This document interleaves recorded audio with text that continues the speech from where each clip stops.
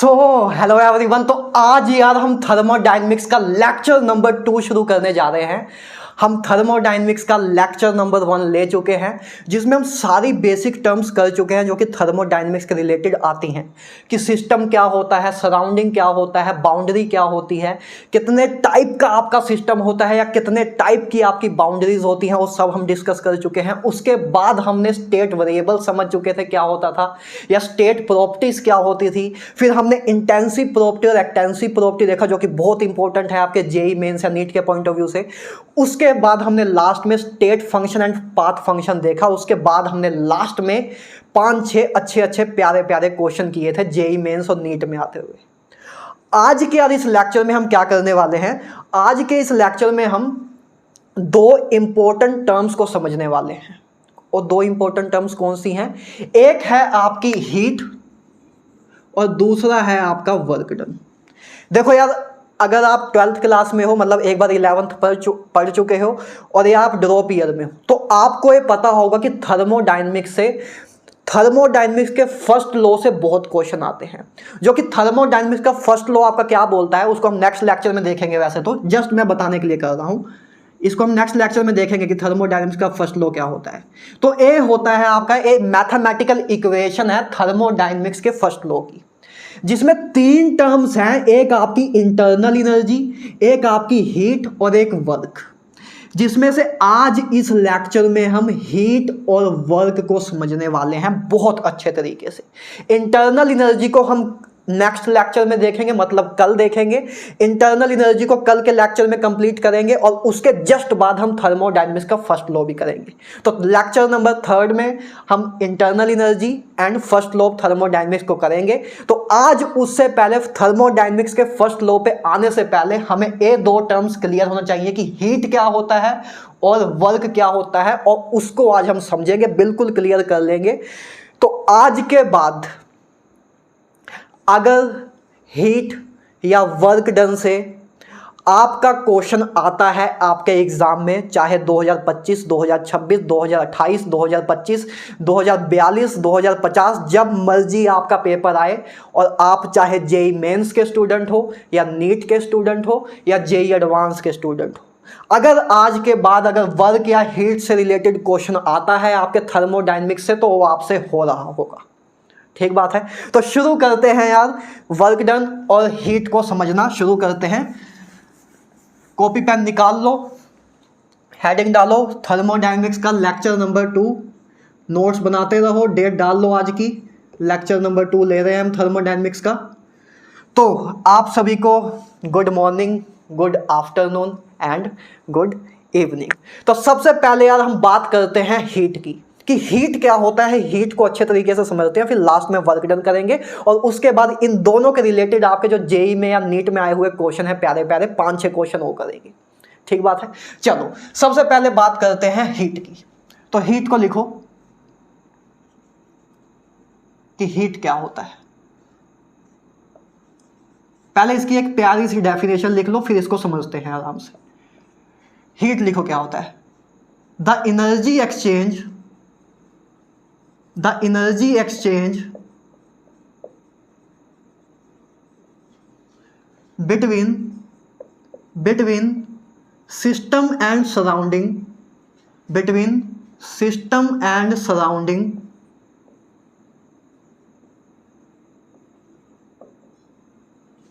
due to temperature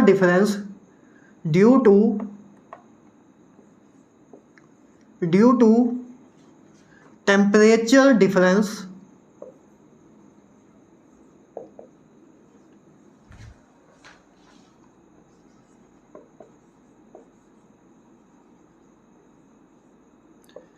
is known as heat।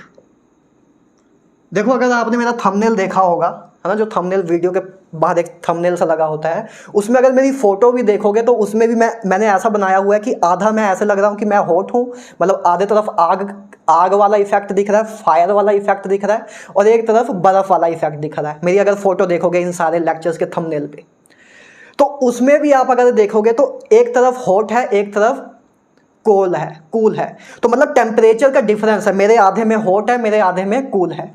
तो temperature के difference के कारण जो एनर्जी का ट्रांसफर होता है उसको ही बोलते हैं, और जो एनर्जी ट्रांसफर हो रही होती है टेम्परेचर के डिफरेंस के कारण उसी को बोलते हैं हीट। आपको वैसे भी कॉमन सेंस से पता है कि अगर एक बॉडी गर्म है, एक बॉडी ठंडी है, तो गर्म बॉडी से कुछ एनर्जी निकल के ठंडी बॉडी में जाती जाती है। तो ये जो एनर्जी जा रही है, जो ट्रांसफर ऑफ एनर्जी का हो रहा है ड्यू टू टेम्परेचर डिफरेंस, इसी को बोलते हैं हीट। ठीक बात है। तो the energy exchange between system and surrounding due to temperature difference is known as a heat. इसका सिंबल क्या है? हीट का सिंबल है क्यू। एच नहीं है, एच है इंथैल्पी का, जिसको हम आगे देखेंगे 5th या 6th लेक्चर में। तो सिंबल हीट का क्या है? क्यू है। ठीक बात है। इसकी यूनिट क्या है? आपको पता है कि जो हीट है वो एक फॉर्म ऑफ एनर्जी है, तो एनर्जी की यूनिट होती है जूल, तो इसकी भी यूनिट होगी जूल। जूल कह सकते हो, जूल इसकी ऐसा यूनिट है ना। एक इसकी और यूनिट भी है जिसको हम बोलते हैं कैलोरीज, है ना। कैलोरीज जो हम बॉडी बनाते हैं, जिम में जाते हैं, उधर भी कहते हैं ना कैलोरीज बर्न करना या कैलोरीज इनटेक करना, ये सब तो भी वो एक एनर्जी की यूनिट है। ठीक है, कैलोरीज जो कि एक कॉमन यूनिट है,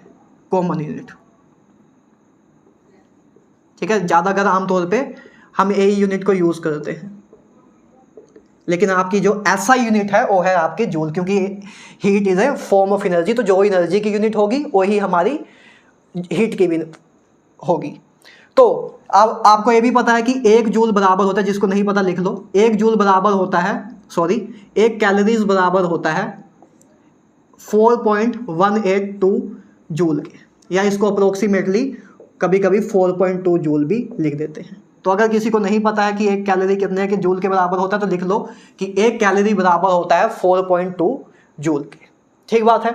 अच्छा, तो ये तो बात थी हीट की। अब हीट के अंदर ही बहुत तरह की हीट कैपेसिटीज आती हैं, उन सबको हमें पढ़ना है। क्या पढ़ना है? Heat capacity. जैसे कि हीट कैपेसिटी क्या होती है, स्पेसिफिक हीट कैपेसिटी क्या होती है, मोलर हीट कैपेसिटी क्या होती है, और लास्ट में फिर एक इंपॉर्टेंट चीज़ों पे भी आएंगे कि सीपीसीवी।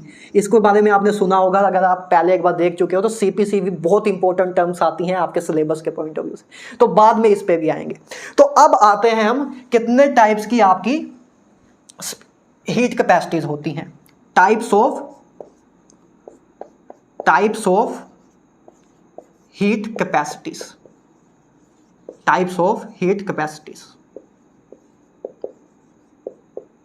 तो आपके पास यार 3 टाइप की हीट कैपेसिटी होती है, मोटा मोटा बात करें तो 3 टाइप की आपकी हीट कैपेसिटी होती है। एक तो जिसको नॉर्मली हम हीट कैपेसिटी ही बोलते हैं, इसको हम कैपिटल सी से donate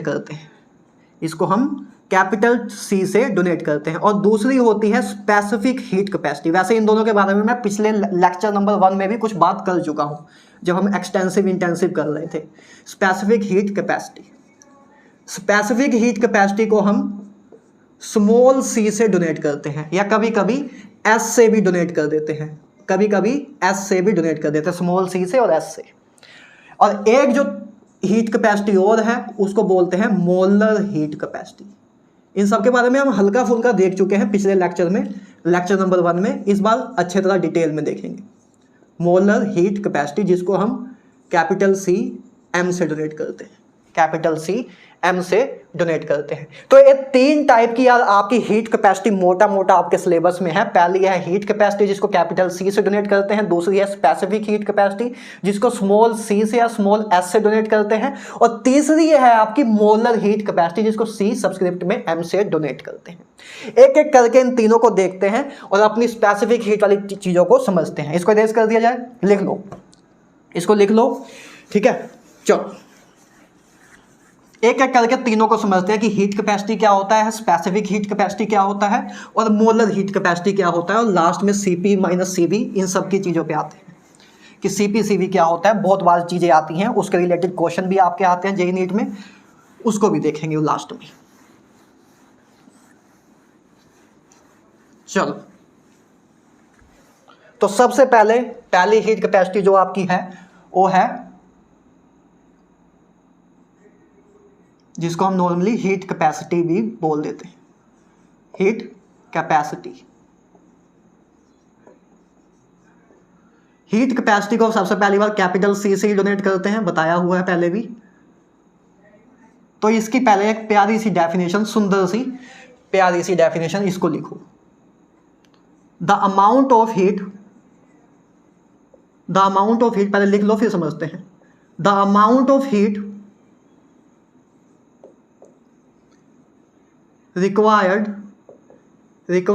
the amount of heat required to raise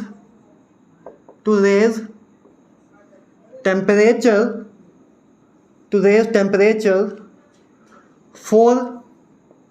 for a given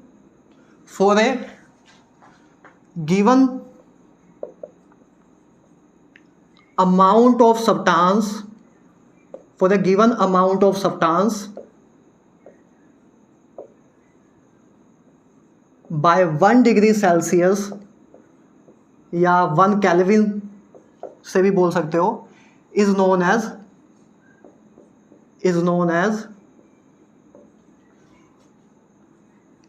as heat capacity. इधर लिख देता हूं हीट कैपेसिटी, इधर आप फुल फॉर्म लिख लेना। क्या बोला मैंने? The amount of heat required to raise temperature for a given amount of substance by 1 degree Celsius is known as a heat capacity. कि कोई हमारे पास एक सब्सटेंस है, मान लो ये मार्कर है, मान लो ये आपके पास ये मार्कर है। इस मार्कर को, अगर इस मार्कर का टेम्परेचर अभी 25 डिग्री सेल्सियस है, तो इसको 26 डिग्री सेल्सियस बनाने के लिए, मतलब 1 डिग्री टेम्परेचर में राइज करने के लिए हमें कितना हीट देनी पड़ेगी, उसी को बोलते हैं हीट कैपेसिटी। यह आपका पूरा व्हाइट बोर्ड है। इस पूरे व्हाइट बोर्ड को अगर आपको 1 डिग्री से इसका टेम्परेचर राइज करना है, तो आपको कितनी हीट देनी पड़ेगी, उसको बोलते हैं हीट कैपेसिटी। ठीक बात है। चलो, तो हीट कैपेसिटी को कैपिटल सी से डोनेट करते हैं, और इसको कैसे लिख सकते हैं मैथमेटिकली? dQ/dt। ठीक है, हीट कैपेसिटी बराबर होता है कितनी हीट रिक्वायर्ड होती है to change the temperature of a body by 1 degree Celsius. ठीक बात है, ऐसे लिखेंगे, है ना। हीट कैपेसिटी क्या होती है कि कितनी हीट रिक्वायर्ड होती है 1 डिग्री से टेम्परेचर को रेज करने के लिए, उसको ही बोलते हैं हीट कैपेसिटी। तो ये इसका पहली बात फॉर्मूला है, ये क्या है, इसका फॉर्मूला है। अच्छा, और क्या बात करें, इसकी यूनिट क्या होगी? हीट कैपेसिटी की यूनिट क्या होगी? देखो, ऊपर आपका क्या है, हीट है, नीचे आपका टेम्परेचर है। तो हीट की यूनिट क्या होगी? जूल, और टेम्परेचर की यूनिट केल्विन लिख लो, या आप डिग्री सेल्सियस भी लिख सकते हो, जो मर्जी लिख लो। तो जूल पर केल्विन इसकी यूनिट होगी, ठीक बात है। या ऐसे लिख दो, जूल के इनवर्स, एक ही बात है। ठीक है, तो ये इसकी SI यूनिट होगी। अच्छा, ठीक बात है, क्लियर है इतना? अच्छा, और अच्छा ये बताओ कि ये आपकी हीट कैपेसिटी एक्सटेंसिव प्रॉपर्टी है कि इंटेंसिव प्रॉपर्टी? आपको पता है, मैं पिछले लेक्चर में करा चुका हूं कि ये आपकी एक्सटेंसिव प्रॉपर्टी है। ये डिपेंड करती है क्वांटिटी पे, है ना। बताया था ना कि व्हाइट बोर्ड का अगर एक छोटा सा पीस ले लो, इसके लिए कम हीट रिक्वायर्ड होगी। अगर छोटा सा पीस, बस इतने व्हाइट बोर्ड का इतना सा पीस काटूं, और इसको अगर मुझे 1 डिग्री से राइज करना है तो कम हीट लगेगी। लेकिन अगर मुझे पूरे बोर्ड को 1 डिग्री सेल्सियस राइज करना है तो ज़्यादा हीट लगेगी। तो डिपेंड कर रहा है क्वांटिटी पे या साइज पे, राइट। तो मतलब वो एक्सटेंसिव प्रॉपर्टी है आपकी। अच्छा, इधर से चाहो तो आपके पास एक टर्म और आएगी कि हीट क्या आएगा, क्यू बराबर आएगा C डेल्टा टी के, है ना। कि क्यू बराबर आएगा C डेल्टा टी के। जब आप इंटीग्रेट करोगे, है ना, dt इधर आएगा, dq इधर, तो इंटीग्रेट करोगे तो C डेल्टा टी आपका क्यू आ जाएगा। तो इधर से हीट का फॉर्मूला भी इसी से ऊपर से आ जाएगा। ठीक है, तो हीट आपकी बराबर होगी C डेल्टा टी के। बात क्लियर है? चलो, नेक्स्ट टर्म देखते हैं, specific heat capacity. Specific heat capacity क्या होती है? Specific heat capacity. तो स्पेसिफिक हीट कैपेसिटी को पहली बात तो छोटू c से डोनेट करते हैं, या s से भी कभी कभी डोनेट कर देते हैं। छोटू c से या s से, ये हम पहले भी पिछले लेक्चर में भी, लेक्चर नंबर 1 में भी इसकी बात कर चुके थे वैसे।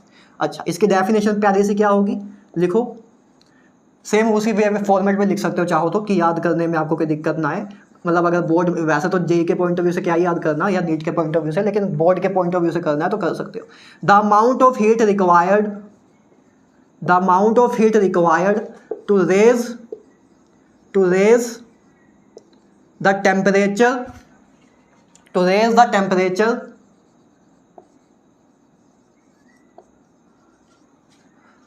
for a 1 gram of a given substance is known as, लिख लो आगे लिखना है तो, is known as specific heat capacity. Full form आप लिख लेना खुद। क्या डिफरेंस है इन दोनों में? इसमें देखो क्या है, the amount of heat required to raise the temperature for 1 gram of a given substance by 1 degree Celsius ना, बाय 1 डिग्री सेल्सियस या 1 kelvin is known as specific heat capacity. इधर जो सबसे इंपॉर्टेंट वर्ड है इधर ये है 1 ग्राम। आपको पिछले लेक्चर में भी स्पेसिफिक हीट कैपेसिटी मैंने बताया था कि हीट कैपेसिटी होता है कि जो भी आपके पास जितना भी अमाउंट है उस पूरे अमाउंट को 1 डिग्री सेल्सियस राइज करने के लिए जो आपको हीट चाहिए होती है उसको बोलते हैं हीट कैपेसिटी। लेकिन स्पेसिफिक हीट कैपेसिटी क्या होती है कि किसी भी गिवन सब्सटेंस के सिर्फ 1 ग्राम को 1 डिग्री सेल्सियस राइज करने के लिए जो हीट चाहिए होती है उसको बोलते हैं स्पेसिफिक हीट कैपेसिटी। हम पिछले लेक्चर में भी बात कर चुके थे। ठीक बात है, चलो ठीक है। तो इसका फॉर्मूला क्या हो जाएगा, छोटू सी का फॉर्मूला हो जाएगा, छोटू सी आपका बराबर होगा 1/m dQ/dt, है ना। हीट रिक्वायर्ड, है ना, कितनी हीट चाहिए हमें, 1 डिग्री सेल्सियस हमें टेम्परेचर रेज करना है पर यूनिट मास के लिए, उसको बोलते हैं हमारी स्पेसिफिक हीट कैपेसिटी, उसको हम बोलते हैं हमारी स्पेसिफिक हीट कैपेसिटी। तो स्पेसिफिक हीट कैपेसिटी की आपकी क्या यूनिट होगी, आप निकाल सकते हो खुद ही। जैसे इसकी जूल पर केल्विन है तो इसकी निकाल सकते हो आप, निकालो, बहुत सिंपल सी बात है। यूनिट क्या होगी, देखो हीट की यूनिट जूल, और नीचे टेम्परेचर है, टेम्परेचर की यूनिट केल्विन इनवर्स, है ना, इनवर्स में हो जाएगा, और मास की यूनिट ग्राम या केजी जो भी लिख लो, ग्राम इनवर्स। तो ये आपकी यूनिट आ जाएगी, ये आपकी ऐसे यूनिट हो जाएगी ना, जूल केल्विन आपका मास ग्राम में। ठीक है, चाहो तो अगर केजी में ऑप्शन में लिखा होगा तो केजी लिख दोगे, इधर केल्विन की जगह डिग्री सेल्सियस भी लिख सकते हो, जो आपको दिया होगा उस अकॉर्डिंग आप लिख सकते हो। तो ये आपकी यूनिट होगी। अच्छा, ये इंटेंसिव प्रॉपर्टी होगी कि एक्सटेंसिव, ये आपकी इंटेंसिव प्रॉपर्टी होगी। सारी बात हम कर चुके हैं, जस्ट एक बार आपकी रिवीजन हो रही है। इंटेंसिव प्रॉपर्टी होगी, है ना, ये आपकी इंटेंसिव प्रॉपर्टी होगी। क्लियर है बात। अच्छा, इधर हम एक रिलेशन भी देख चुके थे, अगर आपको याद हो तो, कि एक कैपिटल सी जो है वो बराबर होता है m मास मल्टीप्लाई छोटू सी के। ये हम कर चुके हैं, पिछले लेक्चर में कर चुके हैं। ठीक है, कैपिटल सी बराबर होगा मास इंटू छोटू सी के, है ना। ये आपका छोटू सी है, ये आपकी पूरी कैपिटल सी है ना। ये कैपिटल सी है तो मास जब उधर जाएगा तो छोटू सी मल्टीप्लाई मास बराबर होगा आपका कैपिटल सी के। dQ/dt तो आपका कैपिटल सी ही होता है, तो dQ ये आपका कैपिटल सी है, और मास जब उधर जाएगा तो छोटू सी से मल्टीप्लाई होगा, तो कैपिटल सी बराबर होगा छोटू सी मल्टीप्लाई एम। तो कैपिटल सी बराबर होगा छोटू सी मल्टीप्लाई एम। तो ये हम पिछले लेक्चर में भी देख चुके थे वैसे। ठीक बात है। अच्छा, तो ये आपका हीट कैपेसिटी और स्पेसिफिक हीट कैपेसिटी का रिलेशन है। ये आपका क्या है, कैपिटल सी आपका क्या है, हीट कैपेसिटी है, और छोटू सी क्या है आपका, स्पेसिफिक हीट कैपेसिटी। क्लियर बात। चलो ठीक है, तो ये हम देख चुके हैं। तो ये हम 2 डेफिनेशन देख चुके हैं कि हीट कैपेसिटी क्या होता है, स्पेसिफिक हीट कैपेसिटी क्या होता है। पिछले लेक्चर में भी समझ चुके थे, इस बार हमने थोड़ा अच्छे से नोट्स बना के हुए लिख लिया। अच्छा, अब जो आपकी हीट कैपेसिटी होती है ना, वो 2 तरह की होती है, उसको 2 वे में और क्लासीफाई किया जाता है। जैसे आपकी जो ये हीट कैपेसिटी है कैपिटल सी, एक कैपिटल सी जो है आपका हीट कैपेसिटी, इसको 2 पार्ट में डिवाइड किया जाता है, 2 वे में क्लासीफाई किया जाता है, एक सीपी एक सीवी, है ना। कैपिटल सी की बात कर रहा हूँ, कैपिटल नहीं दिख रहा है ना आपको कैमरे में, पता नहीं छोटा ज़्यादा तो नहीं दिख रहा है, इतना बड़ा। ठीक है, चलो, ये आपका सीपी, ये आपका सीवी। तो आपकी जो हीट कैपेसिटी है वो आपकी क्लासीफाई कर सकते हैं दो डिफरेंट पार्ट में, एक सीपी और एक सीवी। बहुत इंपॉर्टेंट है, ध्यान से समझना आप, ठीक है, इधर से कुछ नवा सीखने को मिलेगा आप। तो ये सीपी क्या है, इसको बोलते हैं heat capacity at constant pressure, heat capacity at constant pressure. और इसको क्या बोलते हैं, heat capacity at constant volume, heat capacity at constant volume, है ना। इसका फॉर्मूला, इसका मैथमेटिकल फॉर्मूला ऐसे ही होगा बस कि हीट कैपेसिटी एट, है ना, टेम्परेचर लिख लो delta capital T, heat capacity at constant pressure. इसको मैथमेटिकली एक्सप्रेस ऐसे ही कर सकते हैं कि सीपी बराबर होगा heat capacity at constant pressure, जब प्रेशर हमारा कांस्टेंट रह रहा है, जब प्रेशर हमारा कांस्टेंट रह रहा है। इसी तरह सीवी हमारा बराबर होगा, सीवी बराबर होगा हमारा heat capacity at constant volume, जब हमारा वॉल्यूम कांस्टेंट रह रहा। ठीक बात है। तो हीट कैपेसिटी यार आपके दो तरह की होती है, एक सीपी और एक सीवी। ठीक बात है, इस पे अभी आगे फिर आएंगे, अभी आगे देखो क्या आएगा, अभी नोट्स में इतना उतारो, इसको इरेज करते हैं फिर आगे देखते हैं। लिख लो इसे, इरेज कर दूं, कर दूं, चलो भाई, डिंग डिंग डिंग। आगे देखते हैं अब मोलर हीट कैपेसिटी, उसके बाद वापस आते हैं सीपी और सीवी पे। तुझे बिन जान बिन पहचाने मैंने हृदय से लगाया बदले में हूँ।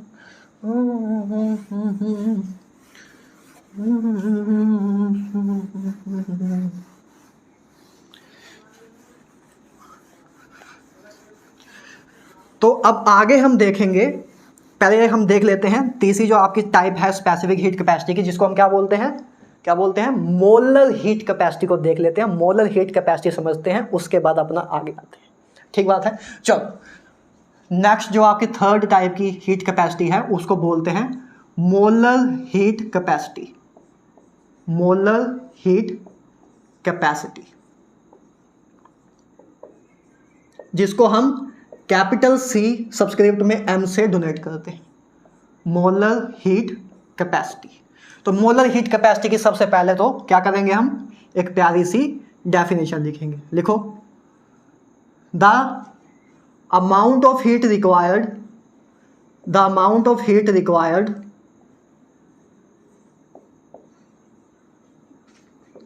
the amount of heat required to raise the temperature, to raise temperature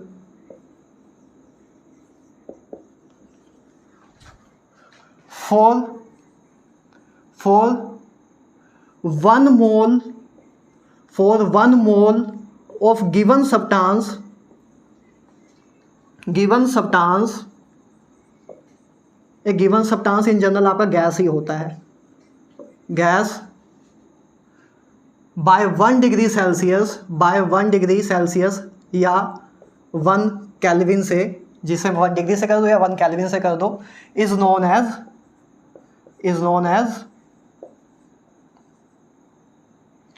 known as molar heat capacity. Full form आप अपने आप लिख लेना।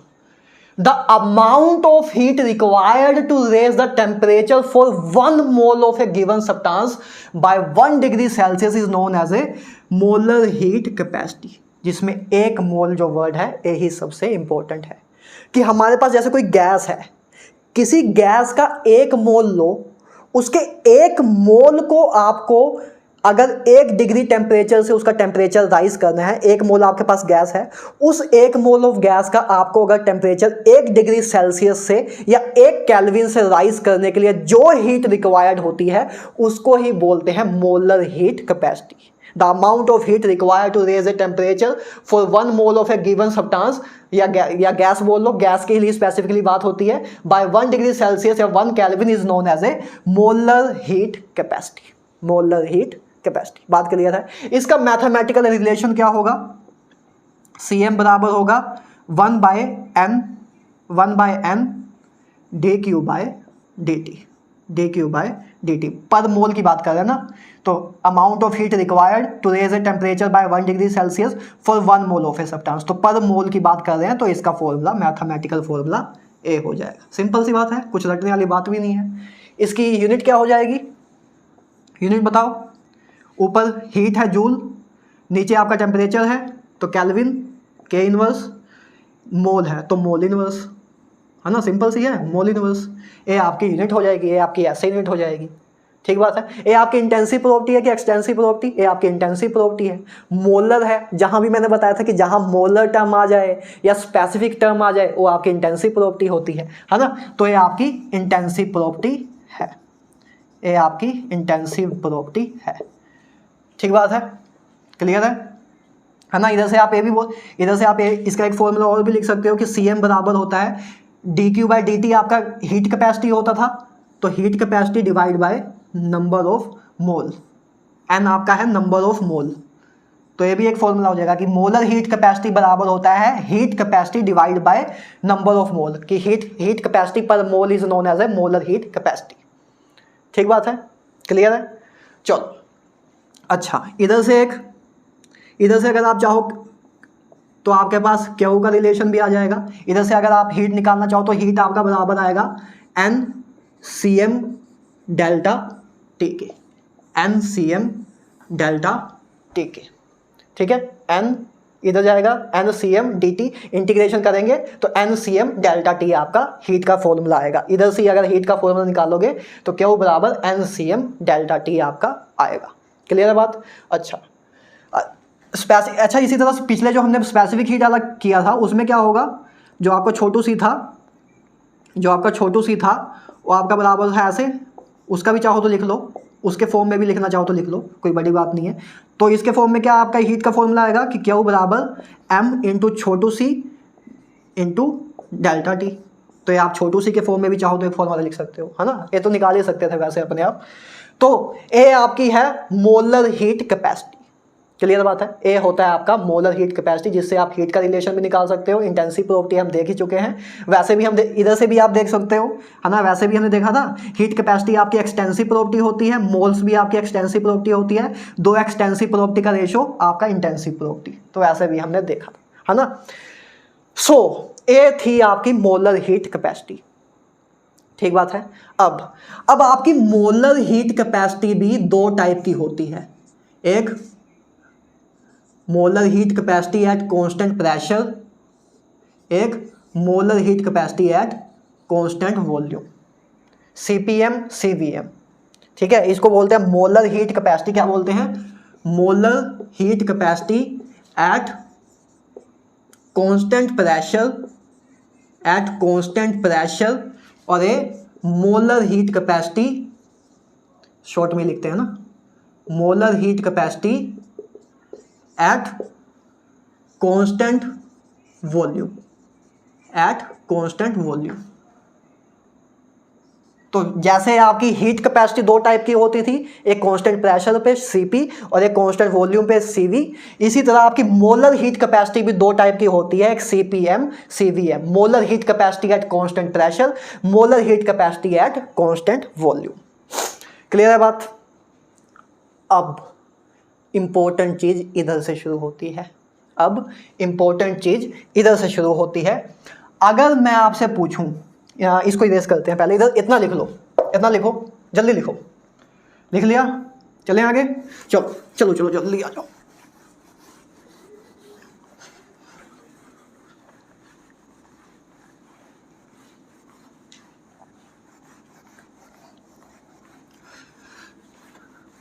मैं तेनू समझा कि तेरे बिन लगदा जी, तू की जाने प्यार मेरा, मैं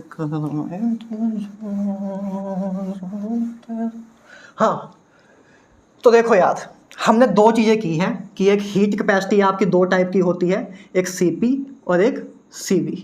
इसी तरह हमने मोलर हीट कैपेसिटी भी देखा कि मोलर हीट कैपेसिटी भी आपके दो टाइप की होती है, एक CPM और एक CVM।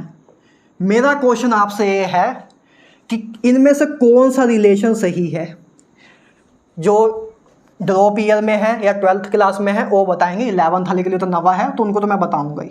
मेरा क्वेश्चन उन दो लोगों से है कि CP minus CV equal to R सही है या CPM minus CVM equal to R सही है।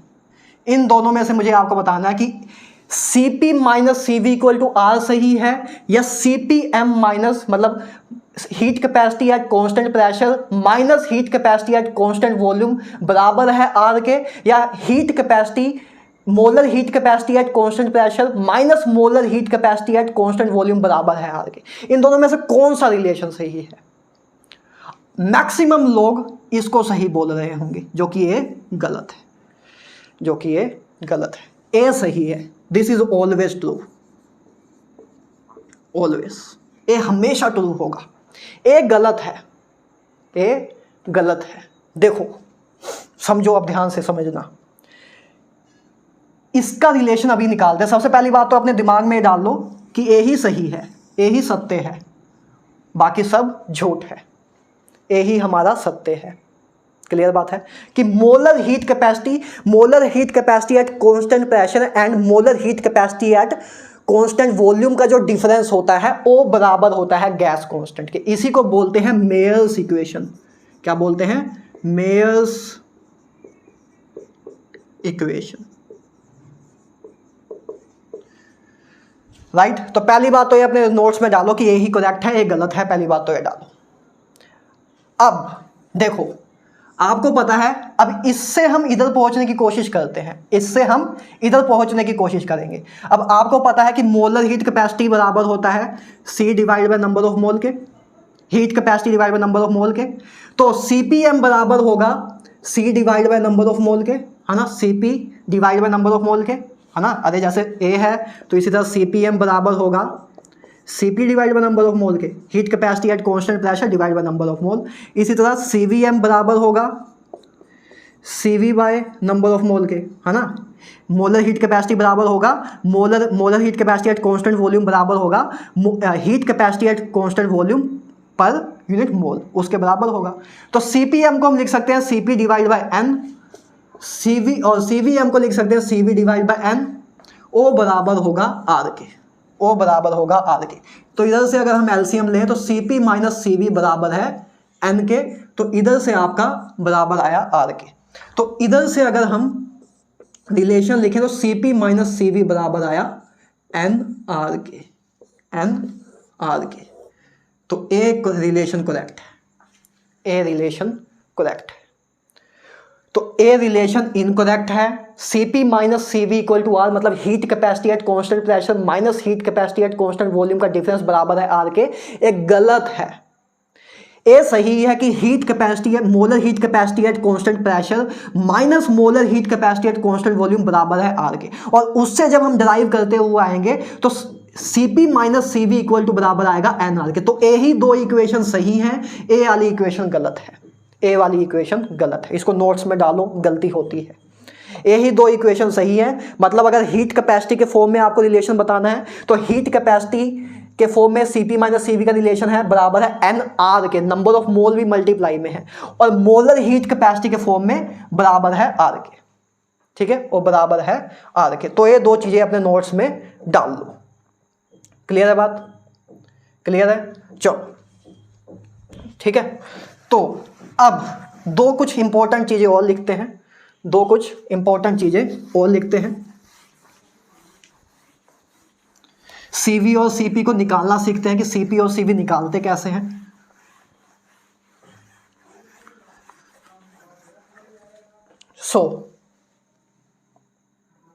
देखो सबसे पहली बात, CVM molar specific heat capacity at constant volume बराबर होता है F/2R के, एंड CPM बराबर होगा, तो देखो CPM बराबर किसके होगा, वो बराबर होगा CVM प्लस R के, मेयर्स इक्वेशन से, है ना। जब CVM को उधर ले जाएंगे तो CPM बराबर CPM माइनस CVM बराबर था R के, तो CPM बराबर होगा CVM प्लस R के, मेयर्स इक्वेशन से अगर देखें तो CVM की वैल्यू क्या थी, CVM हमने अभी देखा कि F/2R के होता है, अभी रुको बताऊंगा क्या होता है सब, F/2R R। तो इधर से आपका आया CPM R1 प्लस F/2। तो ये आपका CPM है। ए आपका CVM का फॉर्मूला है और CVM का आप मेयर्स इक्वेशन में यूज करके CPM निकाल सकते हो कि CPM आपका ए है R multiply 1 plus F/2। Clear बात। अच्छा, अब बात ये करें कि ये F क्या है। F क्या है? तो F है यार आपका डिग्री ऑफ फ्रीडम। F है आपका डिग्री ऑफ फ्रीडम। R तो आपकी क्या है? R तो आपका गैस कांस्टेंट ही है। R तो आपका गैस कांस्टेंट है ना, जिसकी वैल्यू R की वैल्यू क्या होती है? अगर जूल्स में देखें तो 8.31 जूल्स है ना, जूल पर PV = nRT। तो मोल T केल्विन। तो ये इसकी वैल्यू है विद यूनिट्स। और एक वैल्यू और भी है 2 कैलोरीज मोल पर मोल केल्विन। ये 2 यूनिट्स हैं इसकी, मतलब 2 वैल्यू हैं, एक जूल के फॉर्म में, एक कैलोरी के फॉर्म में। ठीक बात है। और भी आर की वैल्यूज हैं तो, लेकिन वो अलग अलग जगह पे हैं, उसको हम बाद में देख लेंगे, मतलब जब जहां आएगा। तो एफ होता है यार आपका डिग्री ऑफ फ्रीडम। देखो डिग्री ऑफ फ्रीडम के बारे में ज़्यादा डिटेल में बात आपके केमिस्ट्री में नहीं है, जस्ट इसका सीधा सीधा यूज़ किया गया है। जब हम फिजिक्स में करेंगे थर्मोडायनेमिक्स तो उधर मैं डिग्री ऑफ फ्रीडम आपको बिल्कुल तोड़ के अच्छी तरह दिखाऊंगा। अभी के लिए केमिस्ट्री के पॉइंट ऑफ व्यू से जितना आपके काम का है मैं उतना बताऊंगा। फिजिक्स में हम बहुत डेप्थ तक जाके इसकी बात करेंगे। ठीक बात है। अच्छा, तो डिग्री ऑफ फ्रीडम क्या होता है? डिग्री ऑफ फ्रीडम पहली बात ये डिपेंड करता है एटॉमिसिटी ऑफ गैस पे। एटॉमिसिटी ऑफ गैस पे डिपेंड करता है। मतलब अगर आपके पास मोनो एटॉमिक गैस है, अगर आपके पास मोनो एटॉमिक गैस है तो मोनो एटॉमिक गैस का मतलब क्या कि एक ऐसा गैस जो कि एक ही एटम से मिलकर बनी है, जैसे कि नोबल गैस, जैसे हीलियम, नियोन, आर्गन, है ना। जो नोबल गैसेस हैं वो किसी से कंबाइन तो होती नहीं है, तो नोबल गैस जो है मोनोटॉमिक गैस होती है, मतलब कि वो किसी से कंबाइन नहीं होती है, एक ही एटम्स की बनी हुई गैस होती है, उसको बोलते हैं मोनोटॉमिक गैस। और एक होती है आपकी डायटोमिक गैस। डायटोमिक गैस क्या होती है? जो कि 2 एटम से मिलकर बनी हो, जो 2 एटम से मिलकर बनी हो, जैसे ऑक्सीजन हो गया, नाइट्रोजन हो गया, है ना, फ्लोरीन हो गया, क्लोरीन हो गया, ये सब ये आपकी डायटोमिक गैसेस हैं, है ना, कि जो कि 2 एटम से मिलकर बनी है। 2 ऑक्सीजन एटम से, 2 नाइट्रोजन एटम से नाइट्रोजन गैस बनी है, 2 फ्लोरीन एटम से फ्लोरीन गैस बनी है, 2 क्लोरीन एटम से क्लोरीन गैस बनी है। और एक होती है आपकी पॉली एटॉमिक गैस, मतलब जो जिसमें 2 से ज़्यादा एटम हो, पॉली एटॉमिक गैस, जिसमें 2 से ज़्यादा एटम से बनी हुई गैस, जैसे कि कार्बन डाइऑक्साइड, अमोनिया, ये सब। जैसे 3 एटम है, इसमें 4 एटम है, तो ये जो कार्बन डाइऑक्साइड गैस जो है या अमोनिया जो गैस है, ये हमारी पॉली एटॉमिक गैस है। मतलब जब 2 से ज़्यादा एटम से मिलकर बनी हुई गैस होती है उसको बोलते हैं पॉली एटॉमिक गैस। जो आपके जेई फिजिक्स के पॉइंट ऑफ व्यू से ना, ये दोनों अलग अलग हैं। इसके लिए डिग्री ऑफ फ्रीडम अलग है, इसके लिए डिग्री ऑफ फ्रीडम अलग है। केमिस्ट्री में नहीं आता आपके, ठीक है। क्यों अलग अलग है वैसे फिजिक्स के पॉइंट ऑफ व्यू से? क्योंकि कार्बन डाइऑक्साइड आपकी एक लीनियर मॉलिक्यूल है और ये आपका अमोनिया आपका नॉन लीनियर मॉलिक्यूल है। तो जब हम फिजिक्स में पढ़ेंगे ना तो पॉली एटॉमिक को भी 2 पार्ट्स में आगे तोड़ेंगे, एक लीनियर के लिए और एक नॉन लीनियर के लिए। लेकिन अभी केमिस्ट्री के पॉइंट ऑफ व्यू से इतना डेप्थ में नहीं जाते और सीधा सीधा मानते हैं कि सब पॉली एटॉमिक के लिए एक ही चीज़ है और सब पॉली एटॉमिक को एक ही मानते हैं केमिस्ट्री के पॉइंट ऑफ व्यू से। फिजिक्स में हम लीनियर के लिए, नॉन लीनियर के लिए अलग अलग करेंगे। मतलब जब हम फिजिक्स में बात करेंगे तब कार्बन डाइऑक्साइड का डिग्री ऑफ फ्रीडम अलग हो गया, अमोनिया के लिए अलग होगा। लेकिन केमिस्ट्री के पॉइंट ऑफ व्यू से आपका इन जनरल आपके सिलेबस में जो है वो पॉली एटॉमिक गैस के लिए सबके लिए डिग्री ऑफ फ्रीडम सेम ही होगा कि कार्बन डाइऑक्साइड के लिए भी सेम, अमोनिया के लिए भी सेम, मतलब लीनियर, नॉन लीनियर सबके लिए सेम ही। ठीक बात है।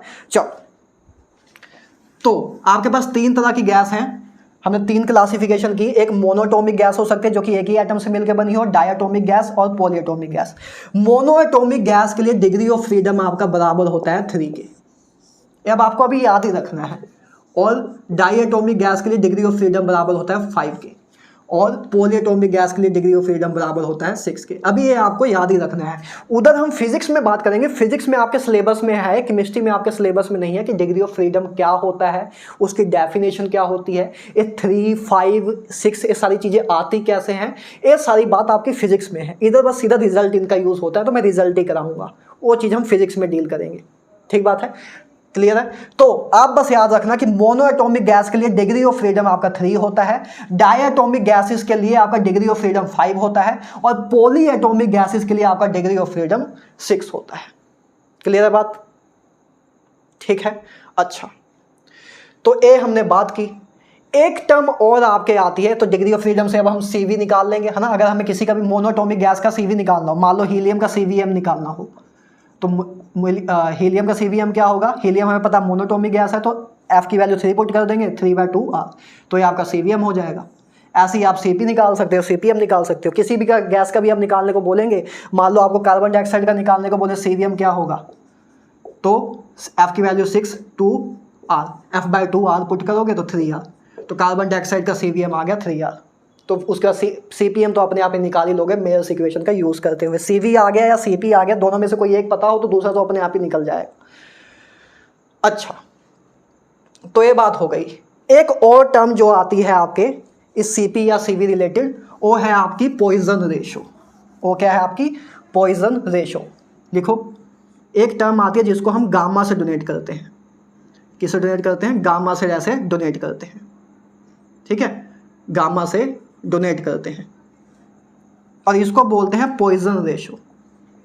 क्या बोलते हैं? पॉइजन्स रेशो, जहर वाली रेशो वैसे ही बोल रहा हूँ, पॉइजन रेशो, ठीक है, इसका नाम है वैसे ही पॉइजन रेशो, कोई मतलब जहर वहर से लेना देना नहीं है।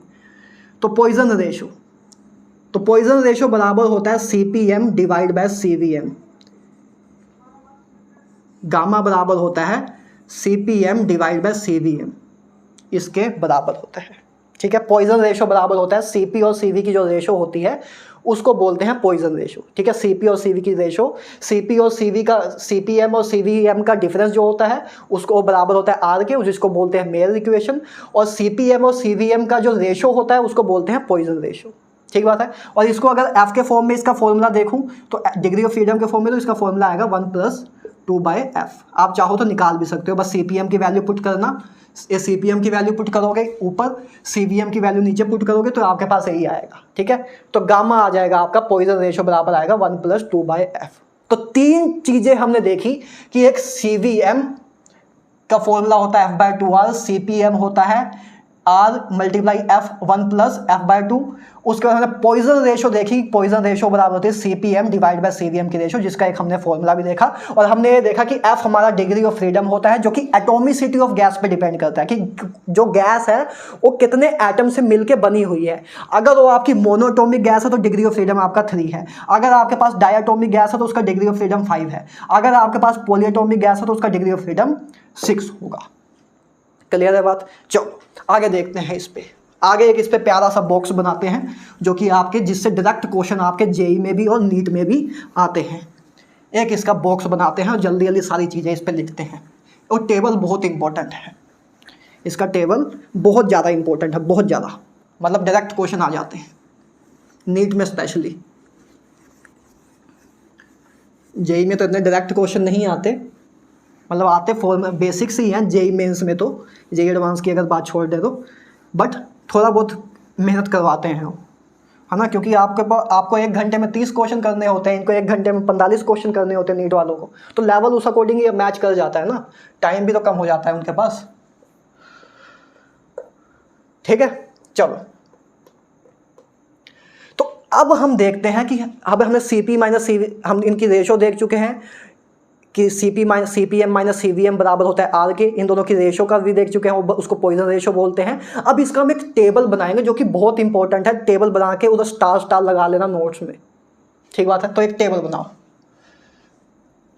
एक टेबल बना लो अच्छा सा सुंदर सा, स्केल लेके अच्छा सा सुंदर सा एक टेबल बना लेना खुद आप। मेरे पास तो स्केल नहीं है इतना बड़ा, नहीं तो मैं भी एक सुंदर सा बनाता आपके लिए। मैं जैसा बना रहा हूँ आप सुंदर सा बनाना।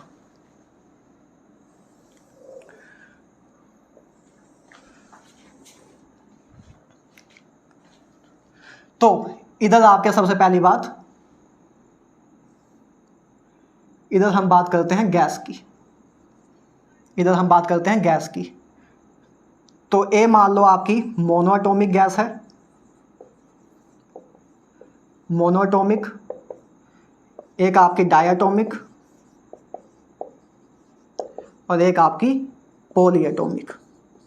ये तीन ही टाइप की आपकी गैस हमने पढ़ी है ना। मोनोएटॉमिक कौन कौन सी आपकी होती है, हाइड्रोजन, नियोन, आर्गन, है ना। ये आपकी होती है मोनोएटॉमिक। डायएटॉमिक आपकी हाइड्रोजन, ऑक्सीजन, नाइट्रोजन, क्लोरीन, ये सब आपकी डायएटॉमिक, है ना। अमोनिया, SO2, CO2, SO3, कुछ भी ले लो, जितनी भी पॉलीएटॉमिक गैस है वो आपकी पॉलीएटॉमिक में आ जाएंगी। मोनोएटॉमिक का आपका डिग्री ऑफ फ्रीडम मैंने आपको बताया है 3 होता है, डायएटॉमिक का डिग्री ऑफ फ्रीडम आपका 5 होता है और पॉलीएटॉमिक का आपका डिग्री ऑफ फ्रीडम 6 होता है। अच्छा, ये आप सीधा बना लेना ना भाई, आपके पास स्केल है, मेरे पास नहीं है। तो आगे और 3 बॉक्स बनाओ। एक इधर हम बात करते हैं सबसे पहले CVM की, इधर हम बात करेंगे CPM की और इधर हम बात करेंगे पॉइजन रेशो की, जो कि बराबर होता है CPM डिवाइड बाय CVM के, या ऐसे भी चाहो तो ये भी लिख लो साथ में 1 + 2/f के। तो CVM की बात करें तो CVM का आपका फॉर्मूला था F/2R के, तो CVM निकाल लेते हैं, है ना। मोनोएटॉमिक के लिए आपकी F की वैल्यू है 3, तो CVM होगा आपका 3/2R के, है ना। F की वैल्यू हम 3 पुट कर देंगे तो 3/2R के आएगा। डायएटॉमिक के लिए आपका डिग्री ऑफ फ्रीडम 5 है, तो 5/2R आ जाएगा। पॉलीएटॉमिक के लिए डिग्री ऑफ फ्रीडम 6 है, तो आपका 6/2 मतलब 6/2 3 होता है, तो 3R आ जाएगा। ठीक बात है। CVM निकाल लिया सबने, CVM निकल जाएगा। अच्छा, तो CVM निकल गया तो अब CPM भी निकल ही जाएगा। क्या करना है CPM निकालने के लिए, आपको पता है कि CPM माइनस CVM बराबर होता है R के, मेयर्स इक्वेशन के अकॉर्डिंग, है ना। तो CVM अगर उस साइड ले जाओगे तो CPM बराबर होगा CVM + R के, कि मतलब CVM में R ऐड कर दोगे तो आपका CPM आ जाएगा। तो R ऐड कर दो 3/2R में, 3/2R में R अगर ऐड कर दोगे तो आपका आएगा 5/2R। तो CPM इस केस के लिए आया 5/2R, इसमें 5/2R में R ऐड करो तो इसके लिए आएगा 7/2R, है ना। 5/2R में अगर R ऐड करोगे तो 7R/2 आएगा, 7/2R आएगा।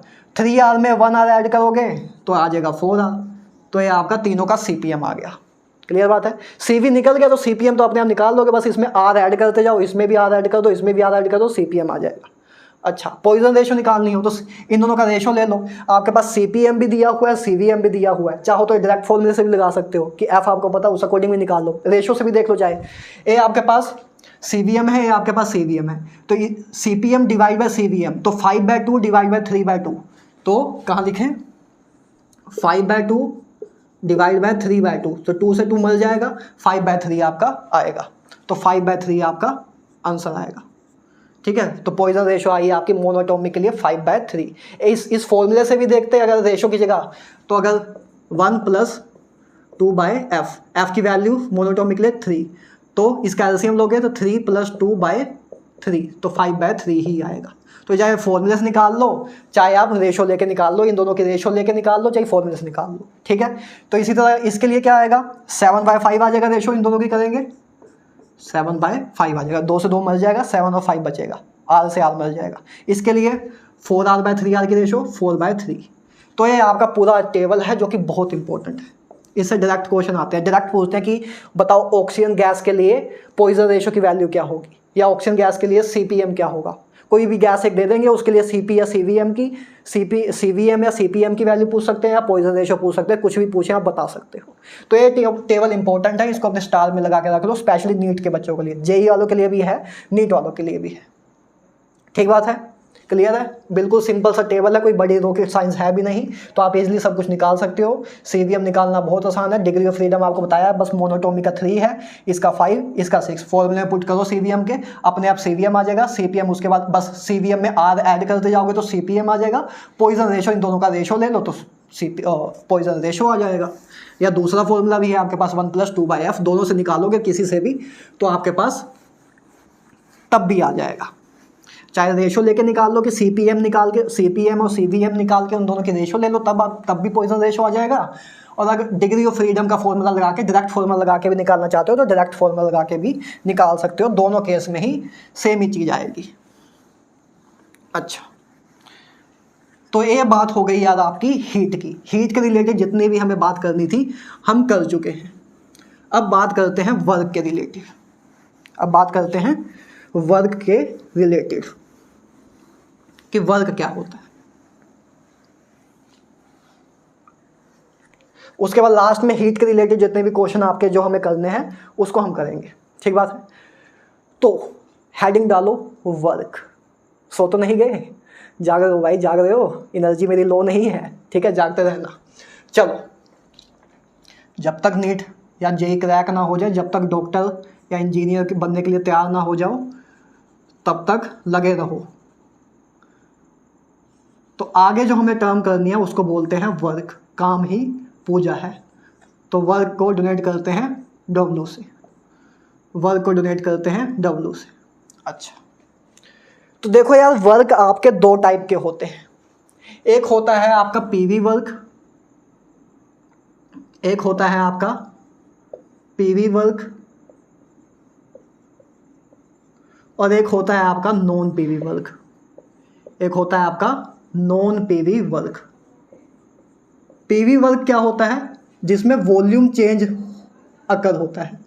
जब वॉल्यूम चेंज अकर हो उस वर्क को बोलते हैं पीवी वर्क। मतलब एक ऐसा वर्क जिसके केस में वॉल्यूम का चेंज हो रहा हो उसको बोलते हैं पीवी वर्क। और एक होता है जिसमें वॉल्यूम चेंज रिक्वायर्ड नहीं होता, वॉल्यूम चेंज नहीं होता, उसको बोलते हैं नॉन पीवी वर्क। जैसे कि पीवी वर्क आपका होता है, वैसे काम का तो नहीं है, वैसे इंजन्स में यूज़ होता है आपका पीवी वर्क। मतलब इंजन्स में आपका वॉल्यूम चेंज होता है, ठीक है, वॉल्यूम कंप्रेशन वगैरह होता है, एक्सपेंशन वगैरह होता है, तो वॉल्यूम चेंज होता है। नॉन पीवी वर्क क्या क्या होते हैं? जैसे आपका इलेक्ट्रिकल वर्क हो गया, है ना, बिजली का जो काम होता है इलेक्ट्रिकल वर्क डन हो गया, है ना, या मस्कुलर वर्क डन हो गया, जो आप जिम में जाके मसल से अपना काम करते हो, मेहनत करते हो, मस्कुलर वर्क। ये सारे आपके नॉन पीवी वर्क होते हैं क्योंकि इसमें कोई वॉल्यूम चेंज नहीं होता है, इसमें कोई वॉल्यूम की बात नहीं होती है। तो जिन केस में वॉल्यूम की बात हो रही हो, वॉल्यूम चेंज की बात होती है, उनको बोलते हैं पीवी वर्क। और जिन केस में वॉल्यूम चेंज की कोई बात नहीं, वॉल्यूम चेंज होता ही नहीं है, जैसे हम जिम में जाते हैं, है ना, बॉडी वगैरह बनाते हैं, मस्कुलर वर्क करते हैं, तो उसमें वॉल्यूम की हम कोई बात नहीं करते हैं, ठीक है। तो वो सारे होते हैं आपके नॉन पीवी वर्क। जो आपके सिलेबस में है वो ए है, जो आपको पढ़ना है पीवी वर्क।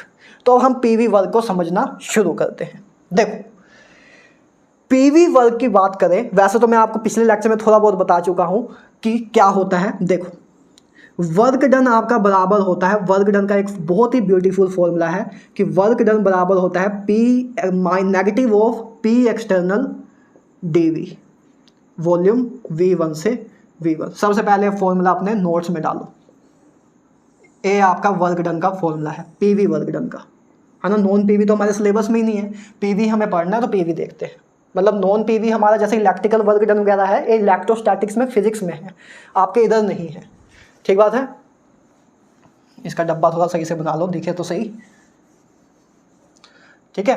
तो ये है आपका वर्क डन का फॉर्मूला। केमिस्ट्री में आपका वर्क डन होता है, वर्क डन बराबर होता है negative of integration of V1 से V2 P external dv, P external DV.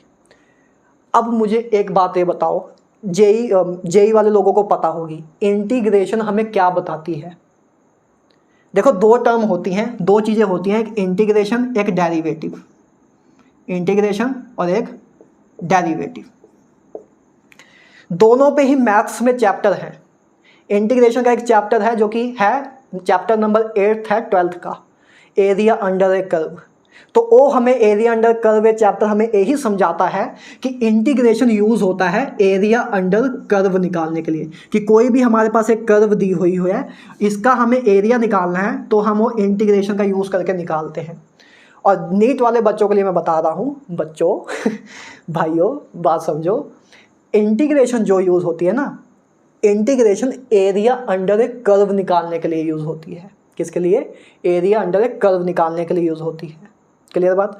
मतलब जैसे आपके पास लाइन, आपको पता है लाइन की इक्वेशन होती है y = x, जैसे आपकी लाइन की इक्वेशन है y = x, तो इस लाइन का जो एरिया है, अगर इस लाइन के अंडर जो एरिया है ए आपको निकालना है, जो कि x एक्सिस से वो बना रहा है, तो आप वो इंटीग्रेशन का यूज़ करके निकाल सकते हो कि इंटीग्रेशन का अगर आप यूज़ करो तो y dx की इंटीग्रेशन x1 से x2, तो ए करोगे तो आपके पास एरिया आ जाएगा। y की वैल्यू आपको पता है, y आपका x है, y बराबर x के है, तो x dx, ठीक है। अब लिमिट पुट कर दोगे, मान लो इधर लिमिट -2 से 10 तक है, तो -2 से 10 तक, तो इंटीग्रेशन ऑफ x बराबर होगा x²/2, उसके बाद लिमिट पुट करोगे -2 से 10, तो जब ये लिमिट पुट करोगे, है ना, तो जब ये लिमिट पुट करोगे 10²/2 -2² मतलब 4/2, तो 100 - 2 / 4/2। मैं जल्दी जल्दी कर रहा हूँ, आप स्लो करके समझ सकते हो, क्योंकि मेरे काम का नहीं है, क्योंकि मैथ का है चीज़ ये, तो मेरे काम का है ही नहीं समझाने, तो डायरेक्ट मुझे लिखना चाहिए था, लेकिन बता दे रहा हूँ। तो इंटीग्रेशन का आपने यूज़ करके इस लाइन का एरिया निकाल लिया, कि जो ये लाइन जो एक्स एक्सिस के साथ मिला के जो एरिया अंडर कर्व बना रही है, वो आप इंटीग्रेशन का यूज़ करके निकालते हो।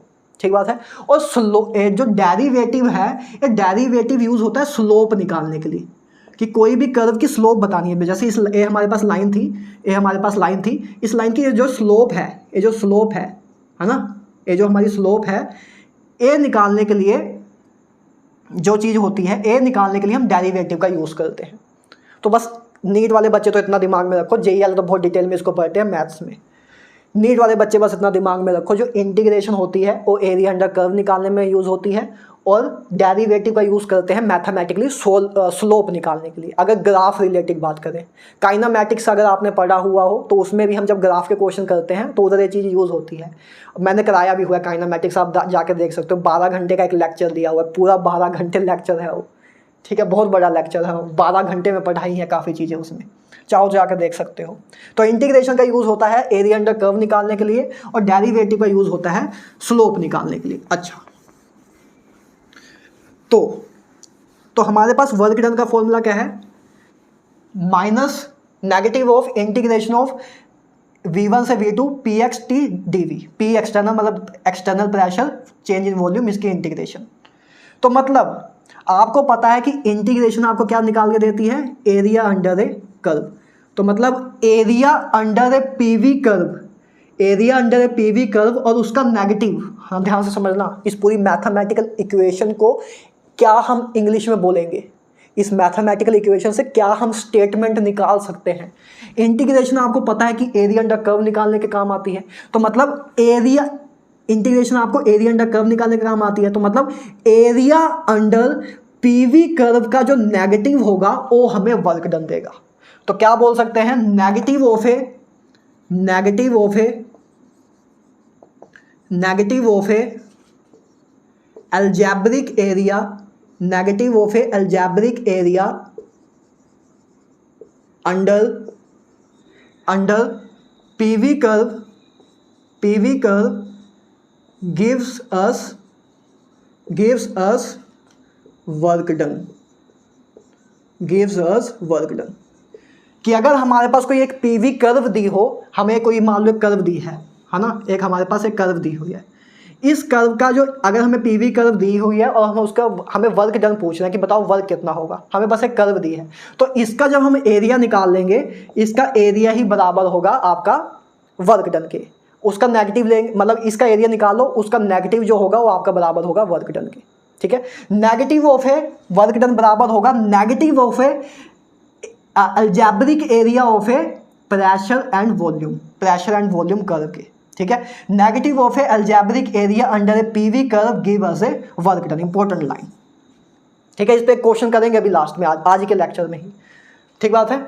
अच्छा, अब अगर आपका पी एक्सटर्नल कांस्टेंट है, अगर आपका पी एक्सटर्नल कांस्टेंट है तो आपका इंटीग्रेशन से बाहर आ जाएगा, और इंटीग्रेशन से बाहर आ जाएगा तो इंटीग्रेशन ऑफ डी वी करोगे तो आपका finally minus P delta V आ जाएगा। अगर आपका पी एक्सटर्नल कांस्टेंट है तो आपकी सिंपल इक्वेशन ए बन जाएगी कि वर्क डन बराबर आ जाएगा माइनस पी डेल्टा वी के।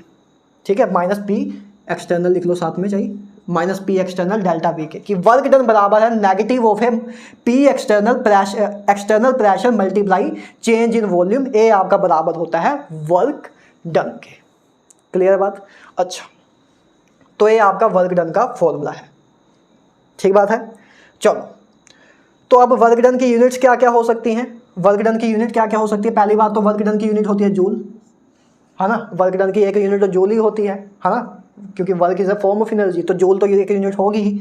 जूल हो सकती है, कैलोरीज हो सकती है, कैलोरी भी आपकी एनर्जी की यूनिट होती है, तो वर्क आपकी कैलोरी फॉर्म ऑफ एनर्जी ही है, तो कैलोरी भी हो सकती है ना। कैलोरी की डेफिनेशन लिख लेना, स्पेलिंग लिख लेना सही, कैलोरीज। ठीक है, जूल हो सकती है, कैलोरी हो सकती है, और देखो क्या हो सकती है, प्रेशर को हम किस में लिख सकते हैं? प्रेशर की हमारे पास देखो दो यूनिट हैं, वैसे तो तीन बहुत हैं, लेकिन वैसे जो कॉमन हमारे पास है एटीएम है ना, एटमॉस्फेरिक प्रेशर, और बार, ये दो यूनिट हमारे पास और है प्रेशर की, एटीएम और प्रेशर, एटीएम और बार। तो अगर मैं प्रेशर को एटीएम में लिखूं, प्रेशर को एटीएम में और वॉल्यूम को लीटर में, तो वर्ग की यूनिट क्या होगी? एक एटीएम लीटर, है ना, एटीएम लीटर। तो एक यूनिट ये भी हो सकती है एटीएम लीटर, है ना। Pressure volume, pressure volume, pressure volume का मल्टीप्लाई वर्क डन, तो वर्क डन की यूनिट क्या होगी? Pressure volume. तो प्रेशर को एटीएम में लिख दूं अगर, तो लीटर को, वॉल्यूम को लीटर में, तो एक यूनिट इसकी ए भी होगी, और चाहूँ तो एक इसकी यूनिट ए भी हो जाएगी बार लीटर, कि अगर मैं प्रेशर को बार में लिखूँ तो बार लीटर। ठीक है, तो वर्क डन की कुछ यूनिट्स हैं, joule, calorie, ATM litre, bar litre, ये सब आपकी किसकी है? वर्क डन की यूनिट्स है। ठीक बात है, इनका रिलेशन लिख लो, बहुत इंपॉर्टेंट है, कि एक जूल आपको, सॉरी, एक कैलोरीज आपको पता है, एक कैलोरी आपको पता है 4.2 जूल के बराबर होता है अप्रोक्सीमेटली, राइट। आगे 1 एटीएम लीटर बराबर होता है, 1 एटीएम लीटर बराबर होता है 101.3 लीटर के, 101.3, सॉरी, 1 एटीएम लीटर बराबर होता है 101.3 जूल के, है ना, लीटर के नहीं, जूल के। और 1 बार लीटर बराबर होता है 100 जूल के। ये तीन इंपॉर्टेंट चीज़ें हैं, इसको दिमाग में डाल लो। अगर कन्वर्जन करने को, मैथमेटिकल कन्वर्जन करने को आ जाए कि 1 एटीएम लीटर कितना होता है, तो 101.3 जूल के बराबर होता है। मतलब एटीएम लीटर को, ए भी आपकी वर्क की यूनिट है, ए भी आपकी वर्क यूनिट है, तो एक वर्क यूनिट कन्वर्जन करने को आ जाए तो 1 एटीएम लीटर बराबर होता है 101.3 जूल के, और 1 बार लीटर बराबर होता है 100 जूल के। ठीक बात है, चाहो तो ये भी लिख लो साथ में, 1 एटीएम बराबर होता है 101.3 पास्कल के, 101.3, सॉरी, थोड़ा ऐसा लिख लो, 1.013 इंटू 10⁵ पास्कल के, चाहो तो ये भी लिख लो। और 1 बार बराबर होता है 10⁵ पास्कल के। पास्कल जो होती है आपकी एसआई यूनिट होती है प्रेशर की, एसआई यूनिट प्रेशर की। ठीक है, तो 1 एटीएम बराबर इतने पास्कल के होता है, और 1 बार बराबर इतने पास्कल के होता है।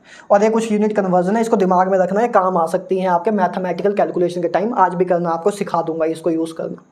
ठीक बात है, तो ये यार आपकी वर्क के रिलेटेड कुछ इसकी यूनिट है। क्लियर है? चलो, तो ये हमने देख लिया वर्क के रिलेटेड सारी चीज़ें, कि ये वर्क के रिलेटेड हमें जितनी भी चीज़ें देखनी थी वो सारी हमने देख ली। ठीक है, अब लास्ट में बस मुझे आपको करानी है IUPAC साइन कन्वेंशन, और उसके बाद ये चीज़ आपकी ख़त्म हो जाएगी, ये चीज़ आपकी ख़त्म हो जाएगी। आज का लेक्चर जो समझाने लायक था वो समझा दूंगा, बस उसके बाद आपके पास क्वेश्चन रहते हैं, क्वेश्चन कुछ प्रैक्टिस करा दूंगा, फिर आज का लेक्चर है ख़त्म करेंगे।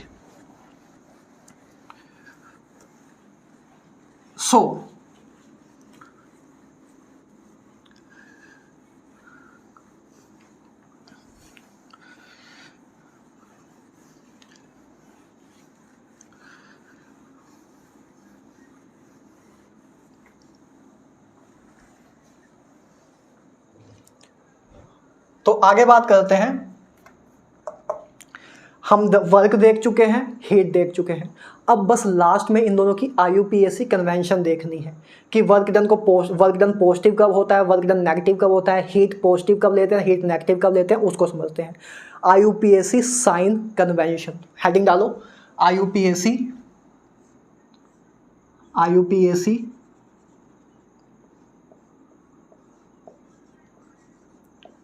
साइन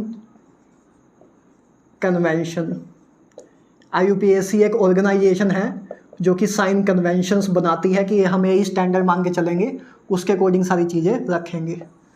हाँ, जैसे हमारी भी कन्वेंशंस होती हैं फैमिलीज़ में कि किसी का नाम, जैसे आपने देखा होगा, जैसे तारक मेहता में देखते होंगे कि जेठालाल है ना, पोपटलाल, लाल लाल पीछे लगता है, तो नाम में ऐसे काफ़ी लोगों के घर में लाल लाल लगता जाता है। नाम लिखने का एक तरीका होता है कि हाँ ऐसे चंपक लाल है ना, लाल लाल लिखा जाता है।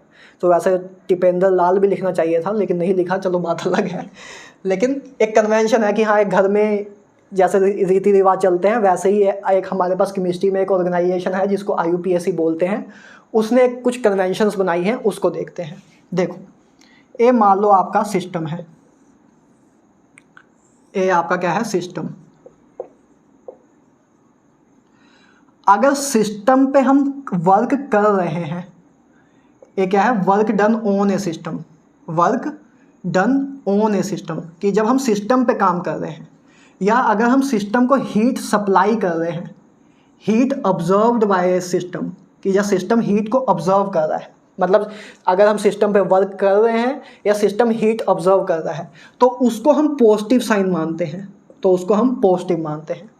और जब सिस्टम के द्वारा वर्क हो रहा है, मतलब work done by the system, ये क्या होता है, जब सिस्टम पे वर्क हो रहा है उसको क्या बोलते हैं, work done on a system. और ये क्या है, work done by a system, कि जब सिस्टम के द्वारा काम हो रहा हो किसी सराउंडिंग पे, ठीक है, या heat given by the system, ए heat observe by the system, ए heat release by the system.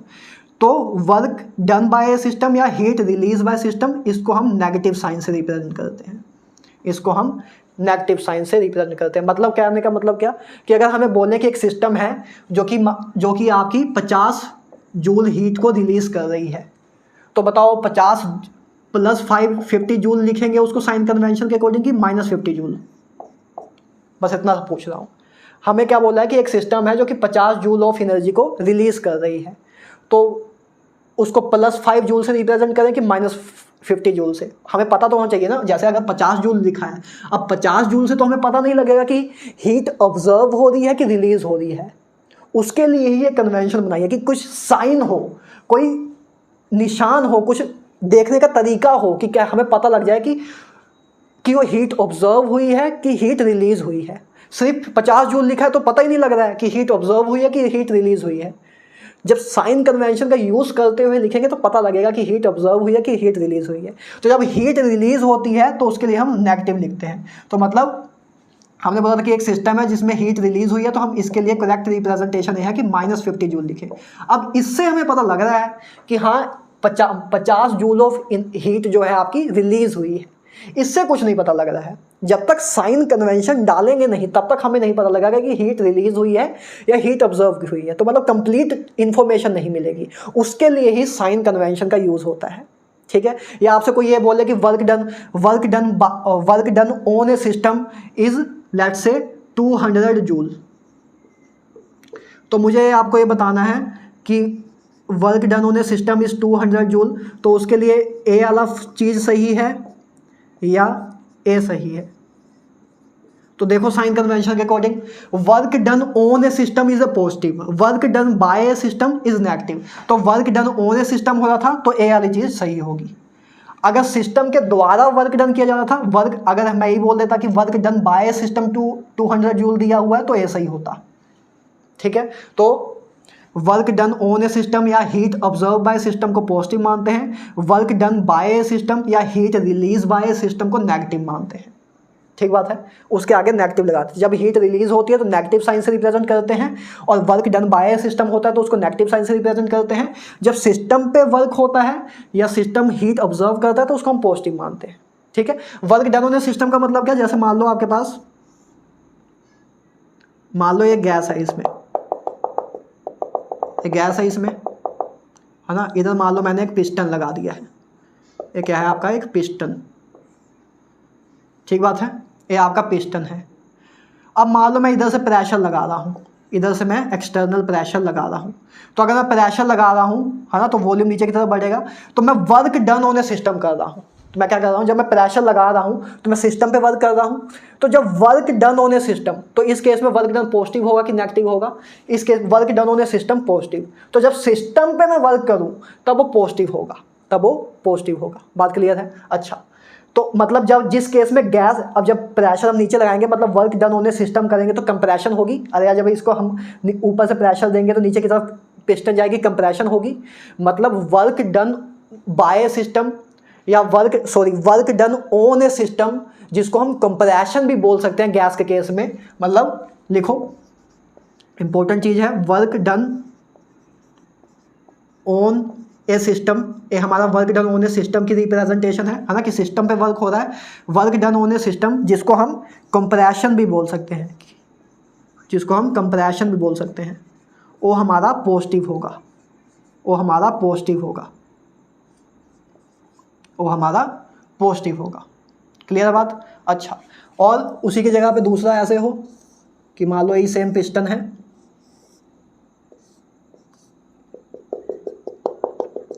ठीक है, यही सेम पिस्टन है।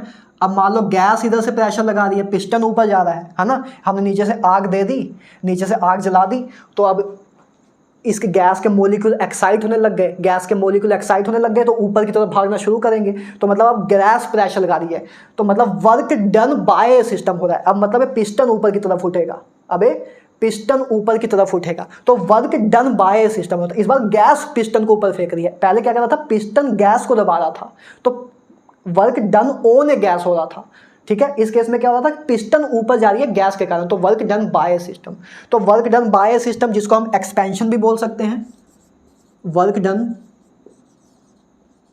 बाय सिस्टम, जो कि गैस के केस में एक्सपेंशन भी बोल सकते हैं, एक्सपेंशन। तो work done by system, work done by system, system के द्वारा जब वर्क होगा तो उसको हम नेगेटिव लिखेंगे, उसको हम नेगेटिव लिखेंगे। तो आप चाहो तो ऐसे भी याद रखना कि जब गैस कंप्रेस होगी तो वर्क पॉजिटिव होगा, और जब गैस एक्सपेंड होती है तो वर्क हमारा नेगेटिव होता है, ठीक है, तो वर्क हमारा नेगेटिव होता है। बात क्लियर है? अच्छा, एक चीज़ और याद रखना, जब देखो साइक्लिक वर्क होता है ना, साइक्लिक वर्क, एक कन्वेंशन और बता रहा हूँ, ये तो चलो दिमाग में रहेगा कि work done on a system या heat observe by system is positive, work done by the system या heat release by the system is negative. अच्छा, एक चीज़ और देखो, साइक्लिक प्रोसेस होते हैं ना, जैसे साइक्लिक प्रोसेस का मतलब क्या, जो इसमें ऐसा सर्कल सा हो, है ना, जहाँ से शुरू हुआ उधर ही आके ख़त्म हो जाए, जहाँ से शुरू हुआ उधर ही आके ख़त्म हो जाए, है ना, साइक्लिक प्रोसेस। ये जैसे साइक्लिक प्रोसेस है एक, है ना, जहाँ से सर्कल में जहाँ से शुरू होता है उधर ही आके ख़त्म हो जाता है, या ये भी एक साइक्लिक प्रोसेस है ना, जैसे ये मान लो एक साइक्लिक प्रोसेस है ना, कि इधर से गए, इधर से गए, इधर से गए, इधर से गए, वापस इधर ही आ गए, तो ये भी एक साइक्लिक प्रोसेस है। तो ये सारे साइक्लिक प्रोसेस है। तो जब साइक्लिक प्रोसेस में हम क्लॉकवाइज जाएं, एक क्लॉकवाइज डायरेक्शन होती है, तो क्लॉकवाइज डायरेक्शन को हम इधर लिख लेता हूँ, क्लॉकवाइज डायरेक्शन को हम पॉजिटिव मानते हैं। अभी के लिए लिख लो, आगे जाके समझ आएगा। क्लॉकवाइज डायरेक्शन को पॉजिटिव मानते हैं, और एंटी क्लॉकवाइज डायरेक्शन को, ये एंटी क्लॉकवाइज डायरेक्शन है तो एंटी क्लॉकवाइज डायरेक्शन को हम नेगेटिव मानते हैं। एक साइन कन्वेंशन ये भी दिमाग में रखना, एंटी क्लॉकवाइज को नेगेटिव मानते हैं, ठीक है। पॉजिटिव क्लॉकवाइज डायरेक्शन को पॉजिटिव, एंटी क्लॉकवाइज को नेगेटिव, ठीक है। क्लॉकवाइज मतलब ऐसा, जब जैसे घड़ी घूमती है उस तरीके से अगर जाएं तो क्लॉकवाइज डायरेक्शन पॉजिटिव, घड़ी के उल्टे डायरेक्शन में जाएं तो एंटी क्लॉक नेगेटिव, ठीक है। तो ये दो कन्वेंशन और याद रखना। क्लियर बात? अच्छा, तो ये सारी बात थी यार, IUPAC साइन कन्वेंशन हमने देख लिया। अब आते हैं क्वेश्चंस पे, अब आते हैं क्वेश्चंस पे और इन सबको चीज़ों को देखते हैं। जरा तस्वीर से तो निकल के सामने आ, मेरी महबूबा, मेरी महबूबा, मेरी महबूबा,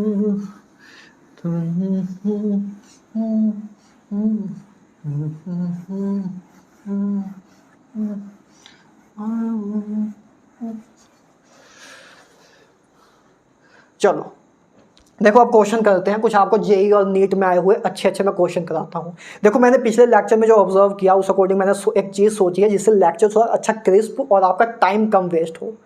इसके लिए मैं क्या कर रहा हूँ कि क्वेश्चन आपके स्क्रीन पे लिख दूंगा, क्योंकि क्वेश्चन में जब लिखता हूँ उस टाइम आपका टाइम बहुत वेस्ट होता है। मैंने पिछले लेक्चर में ऑब्जर्व किया और मुझे कुछ लोगों ने बताया भी, ठीक है, मतलब मेरे नॉन में जो है।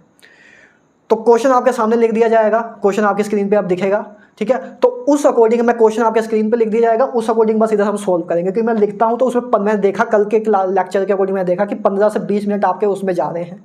तो लेक्चर को क्रिस्प करने के लिए मैं एक आपके लिए तरीका लेके आया हूँ। क्वेश्चन आपकी स्क्रीन पर दिख जाएगा, आप अपने अकॉर्डिंग लिख लेना और उस अकॉर्डिंग हम चलते हैं, ठीक है। तो हम 5 क्वेश्चन मैं आपको कराता हूँ। सबसे पहले क्वेश्चन नंबर 1 आपके स्क्रीन पर रख दिया गया है मैंने। तो इस क्वेश्चन को पढ़ो, वीडियो को पॉज करो, एक बार सोचो कि कैसे इसको कर सकते हैं, उसके बाद मैं आगे तो कराऊंगा, ठीक है। क्वेश्चन है, इसको पॉज करके ट्राई करो, ठीक बात है, और बाकी क्वेश्चन को नोट्स में लिख भी लो, ठीक है। तो क्वेश्चन नंबर 1 की बात करते हैं। क्वेश्चन नंबर 1 क्या कह रहा है कि आपको देखो क्वेश्चन में स्क्रीन पे जो दिया हुआ है उस पे 4 आपको रिलेशन दिए हुए हैं। 1 मोल ऑफ गैस के लिए पूछा हुआ है और आपको बताना है कि कौन सा ऑप्शन सही है ना। जिसमें से 4 ऑप्शन आपको ये दिए हुए हैं। पहला ऑप्शन ये है कि CP प्लस CV बराबर है R के। दूसरा ऑप्शन दिया है CP माइनस CV बराबर है R के। तीसरा ऑप्शन दिया है कि CP बराबर है R टाइम CV के। एंड ऑप्शन 4 दिया है CV बराबर है R टाइम CP के। ये 4 ऑप्शन दिए हैं और आपसे पूछा इनमें से बताओ कौन सा रिलेशन ट्रू है फॉर 1 मोल ऑफ गैस। तो 1 मोल ऑफ गैस के लिए बात की है तो CP माइनस CV बराबर होता है NR के। तो N की वैल्यू 1 दी है तो CP minus CV R 1 into R। तो CP माइनस CV बराबर है R के, तो मतलब यही ऑप्शन सही है, यही ऑप्शन सही है। तो ऑप्शन 1 सही है, ठीक है। ये आपका नीट, उधर वैसे तो क्वेश्चन में नीचे ईयर भी लिखा होगा, नीट 2021 में आया हुआ क्वेश्चन है ना। नीट 2021 में आया हुआ क्वेश्चन है, फ्री के नंबर वाला क्वेश्चन था, कोई बड़ी बात नहीं है। हो गया क्वेश्चन, ठीक है। तो इसी को अगर मैं क्वेश्चन अभी लिखता तो बहुत टाइम लगता है ना लिखने में, तो आपका टाइम बचाने के लिए मैंने किया, क्योंकि मैं तो फ्लो में होता है मैं तो लिख ही सकता हूँ, लेकिन उसमें आपका मैंने देखा कि 15-20 मिनट आपका टाइम वेस्ट होता है। तो लेक्चर की लेंथ भी बड़ी हो जाती है। तो लेक्चर को क्रिस्प बनाने के लिए और एफिशिएंसी इंक्रीज करने के लिए आपके लिए मैंने काम किया है, ठीक है। अगर आप कहोगे तो मैं उसको नहीं भी करूँगा, आप जैसा मर्जी बता सकते हो, क्योंकि क्वेश्चन आपके स्क्रीन पर दिख जाता है तो 15-20 मिनट आपका लेक्चर की लेंथ छोटी हो जाएगी और आपके लिए अच्छा ही है, ठीक बात है। अच्छा, नहीं तो वैसे भी आपको स्किप करना पड़ जाता है। क्वेश्चन नंबर 2 ए आपके स्क्रीन पे देखो, एक गैस है, देख रहा स्क्रीन पे दिख रहा होगा। एक गैस है जो कि एक गैस है जिसको आइसोथर्मल कंडीशन में हमने रखा हुआ है 300 केल्विन टेम्परेचर पे, दिख रहा है सब कुछ 300 केल्विन टेम्परेचर पे रखा हुआ है। और उसका हम वॉल्यूम को एक्सपेंड कर रहे हैं 0 कहाँ से कहाँ तक, उसका हम वॉल्यूम को एक्सपेंड कर रहे हैं 0.1 लीटर से 0.25 लीटर तक लेके जा रहे हैं। एट कितने कांस्टेंट प्रेशर के लगाते हुए, eight constant pressure, at constant external pressure हमें दिया हुआ है। P एक्सटर्नल देखो दिया हुआ है क्वेश्चन में 2 बार, और आपसे वर्क डन पूछ रहे हैं, आपसे वर्क डन पूछ रहे हैं। सिंपल सी बात है, निकाल सकते हो, नीट 2019 में आया हुआ क्वेश्चन है। देखो वर्क डन आपको पता है बराबर होता है माइनस, और आपसे पूछा गया है ऑप्शन, जो ऑप्शन में मैं लिख देता हूँ, चलो ऑप्शन तो लिख देता हूँ साथ साथ में, है ना, कि ऑप्शन ए है आपका -30 जूल, ऑप्शन बी है आपका 5 किलो जूल, ऑप्शन सी है आपका आई थिंक 50 जूल था ऐसे कुछ, है ना, ऑप्शन डी आपका 30 जूल, ऐसे थे ऑप्शन आई थिंक। सो तो वर्क डन निकालते हैं। वर्क डन आपको पता है बराबर होता है -P एक्सटर्नल डेल्टा वी के, है ना, P एक्सटर्नल डेल्टा वी के। तो P एक्सटर्नल कितना है 2 बार, डेल्टा वी कितना है V final minus V initial, final volume 0.25, initial volume 0.1, तो ये चेंज इन वॉल्यूम इतना ही होगा, ठीक है। सिंपल सा बहुत रद्दी सा क्वेश्चन है यार, ये तो कर ही सकते हो ना, इसमें क्या एक्सप्लेन करूँ। तो -2 0.25 माइनस 0.1 तो 0.15, तो 2 मल्टीप्लाई 0.15 तो -3, -3, ठीक है, -3 आया। यूनिट क्या होगी, यूनिट देखो ध्यान से, बस बात है मेन यूनिट की ही, कन्वर्जन करना आना चाहिए, क्योंकि 3 नाम का तो कोई आंसर दिख ही नहीं रहा है। तो जो आपकी प्रेशर कितना था, बार, और वॉल्यूम आपका लीटर में दिया था, तो मतलब ये आपका जो आंसर आया अभी -3 बार लीटर में आया, 3 बार लीटर में आया। आपको आंसर जूल में बताना है, तो आपको कन्वर्जन पता है, आपको 0.3 है ना, 0.3, तो आपको कन्वर्जन पता है कि 1 बार लीटर बराबर होता है 100 जूल के। बस यही बात आपको समझानी थी। तो अभी आपने जो आंसर निकाला है -0.3 बार लीटर में आया है, -0.3 जो आपने आंसर निकाला है वो बार लीटर में है, लेकिन आपको आंसर चाहिए जूल में। तो 1 बार लीटर आपको पता है 100 जूल के बराबर होता है, तो मतलब -0.3 मल्टीप्लाई 100 लिख सकते हो, तो ये जूल में आपका आंसर आ जाएगा।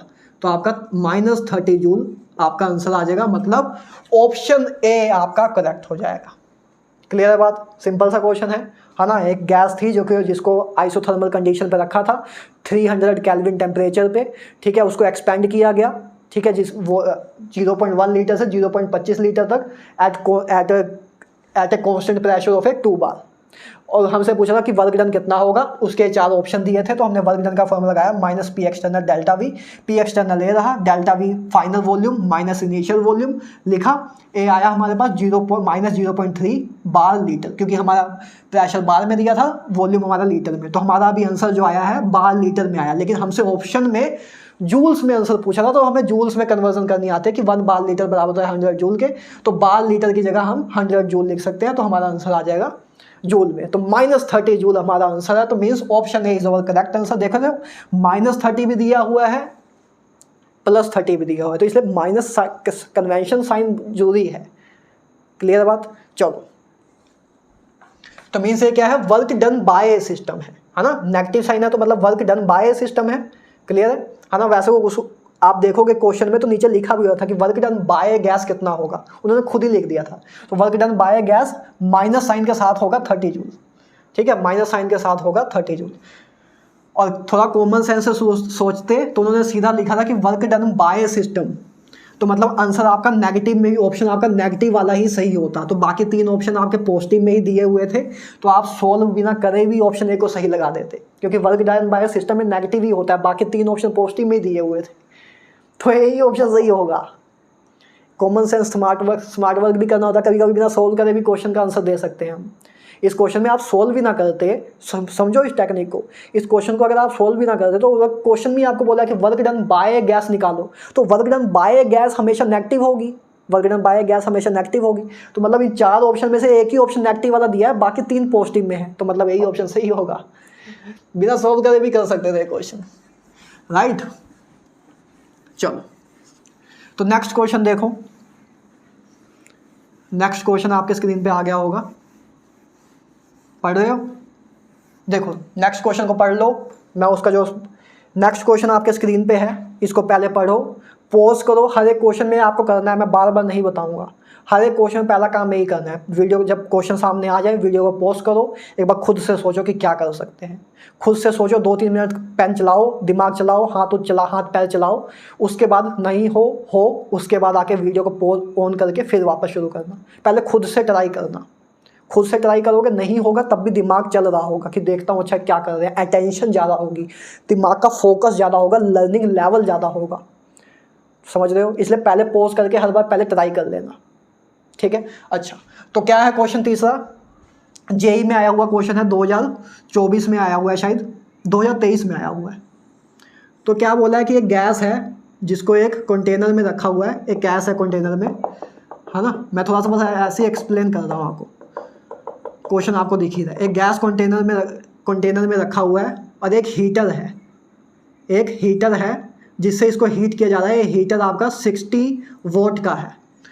तो एक गैस आपके अंदर रखी हुई है एक कंटेनर के अंदर, उस गैस को एक हीटर से हीट किया जा रहा है। 60 वोल्ट का एक हीटर है आपके पास, 100 सेकेंड के लिए हीट किया जा रहा है। कितने सेकंड के लिए? 100 सेकंड के लिए आपको हीट किया जा रहा है। और जब 100 सेकंड के लिए हीट किया गया तब ये जो गैस है इसका टेम्परेचर 5 डिग्री सेल्सियस से राइज हो गया। जितना टेम्परेचर पहले था इसका उससे 5 डिग्री सेल्सियस टेम्परेचर बढ़ गया। तो आपको हीट कैपेसिटी पूछी है इन जूल पर केल्विन में, जूल पर केल्विन में। ठीक बात है। एक बात इधर से और मेरे दिमाग में रखना, इसकी यूनिट्स याद रखना हीट कैपेसिटीज की। देखो कभी कभी आपको ऐसे बस दे दिया जाएगा, जैसे आपको पता है, देखो हीट कैपेसिटी की यूनिट क्या होती है, एक आपके पास हीट कैपेसिटी है, हीट कैपेसिटी की यूनिट होती है जूल पर केल्विन। आपके पास स्पेसिफिक हीट कैपेसिटी है, स्पेसिफिक हीट कैपेसिटी की यूनिट क्या होगी, जूल पर केल्विन ग्राम, है ना, जूल पर, या तो ऐसे लिख देता हूँ क्योंकि केजी ना लगने लग जाए आपको, जूल के इनवर्स ग्राम इनवर्स। ये आपकी स्पेसिफिक हीट कैपेसिटी, क्योंकि मोलर हीट कैपेसिटी की क्या होगी, जूल के इनवर्स एंड मोल इनवर्स। ये आपकी 3 यूनिट मैंने लिखाई थी आपको। कभी कभी क्या होता है ना कि आपको क्वेश्चन में बताते नहीं है कि आपको हीट कैपेसिटी दी हुई है, ध्यान से सुना मेरी बात। कभी कभी आपको क्वेश्चन में बताते नहीं है वो कि ये आपको हीट कैपेसिटी दी है कि स्पेसिफिक हीट कैपेसिटी दी है कि मोलर हीट कैपेसिटी दी है, आपको खुद समझना होता है। और वो कैसे समझ आएगा, उसकी जो वैल्यू आपको दी होगी क्वेश्चन में, उसकी यूनिट को देख के आपको समझ आएगा। किसी भी क्वेश्चन में मान लो छुपा के ऐसा लिख दिया कि उसकी हीट कैपेसिटी आपको दी हुई है 100, है ना, let's say 100 joule kelvin mole inverse. ये नहीं बताया कि ये किसकी यूनिट, मतलब कौन सी है, हीट कैपेसिटी है, मोलर हीट कैपेसिटी है कि स्पेसिफिक हीट कैपेसिटी है। तो आपको इस यूनिट से देख के समझना पड़ेगा। तो ये यूनिट किसकी है, मोलर हीट कैपेसिटी की, मतलब ये आपको मोलर हीट कैपेसिटी दी हुई है। तो कभी कभी होगा ऐसा, होगा, डेफिनेटली होगा।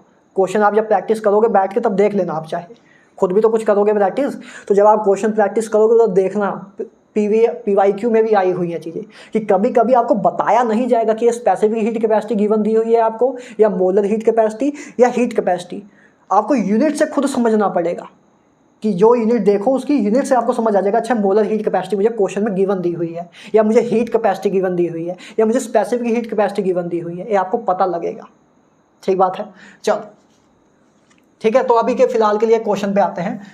तो ये आपको ये सारी चीज़ें दी थी कि एक कंटेनर था, कंटेनर में एक गैस थी, एक हीटर से उसको हीट किया गया, 60 वोल्ट का हीटर था, 100 सेकंड के लिए हीट किया गया, जिसके कारण 5 डिग्री सेल्सियस से आपकी इस गैस का टेम्परेचर इंक्रीज हो गया। तो आपको हीट कैपेसिटी पूछ रहे हैं जूल पर केल्विन में, जूल पर केल्विन में, मतलब सिंपली हीट कैपेसिटी पूछ रहे हैं। जूल पर केल्विन तो यूनिट आपकी हीट कैपेसिटी की है, तो सिंपली हीट कैपेसिटी ही आपसे पूछ रहे हैं। इंटीजर टाइप क्वेश्चन है, 2023 में आपका आया हुआ है। ठीक बात है, देखते हैं कैसे करेंगे। पॉज करो, पहले ट्राई कर लो भाई, पॉज कर लो प्लीज़, एक बार पॉज करके 2 मिनट दिमाग लगा के देख लो। चलो आई होप आपने ट्राई किया हो। सबसे पहली बात, आपको 60 वोट का हीटर दिया हुआ है। 60 वोट किसकी यूनिट होती है, पावर की। वोट आपकी यूनिट होती है पावर की, तो वोट आपकी यूनिट होती है पावर की। और पावर क्या होता है, work divide by time, rate of doing work is known as a power, है ना। तो 60 वोट दिया हुआ है, तो मतलब पावर वोट मतलब, और इसकी यूनिट होती है जूल पर सेकंड, मतलब पावर की एक यूनिट आपकी जूल पर सेकंड भी होती है। तो मतलब 60 वोट का मतलब क्या, इसको मत समझो, भले बस इसको समझ लो, काम हो जाएगा। 60 वोट का मतलब क्या, 60 वोट आपकी यूनिट होती है पावर की, और पावर की यूनिट जूल पर सेकंड भी होती है। मतलब 60 वोट का मतलब है, 60 वोट का मतलब 60 जूल पर सेकंड। वोट को अगर जूल पर सेकंड में बोले तो 60 जूल पर सेकंड।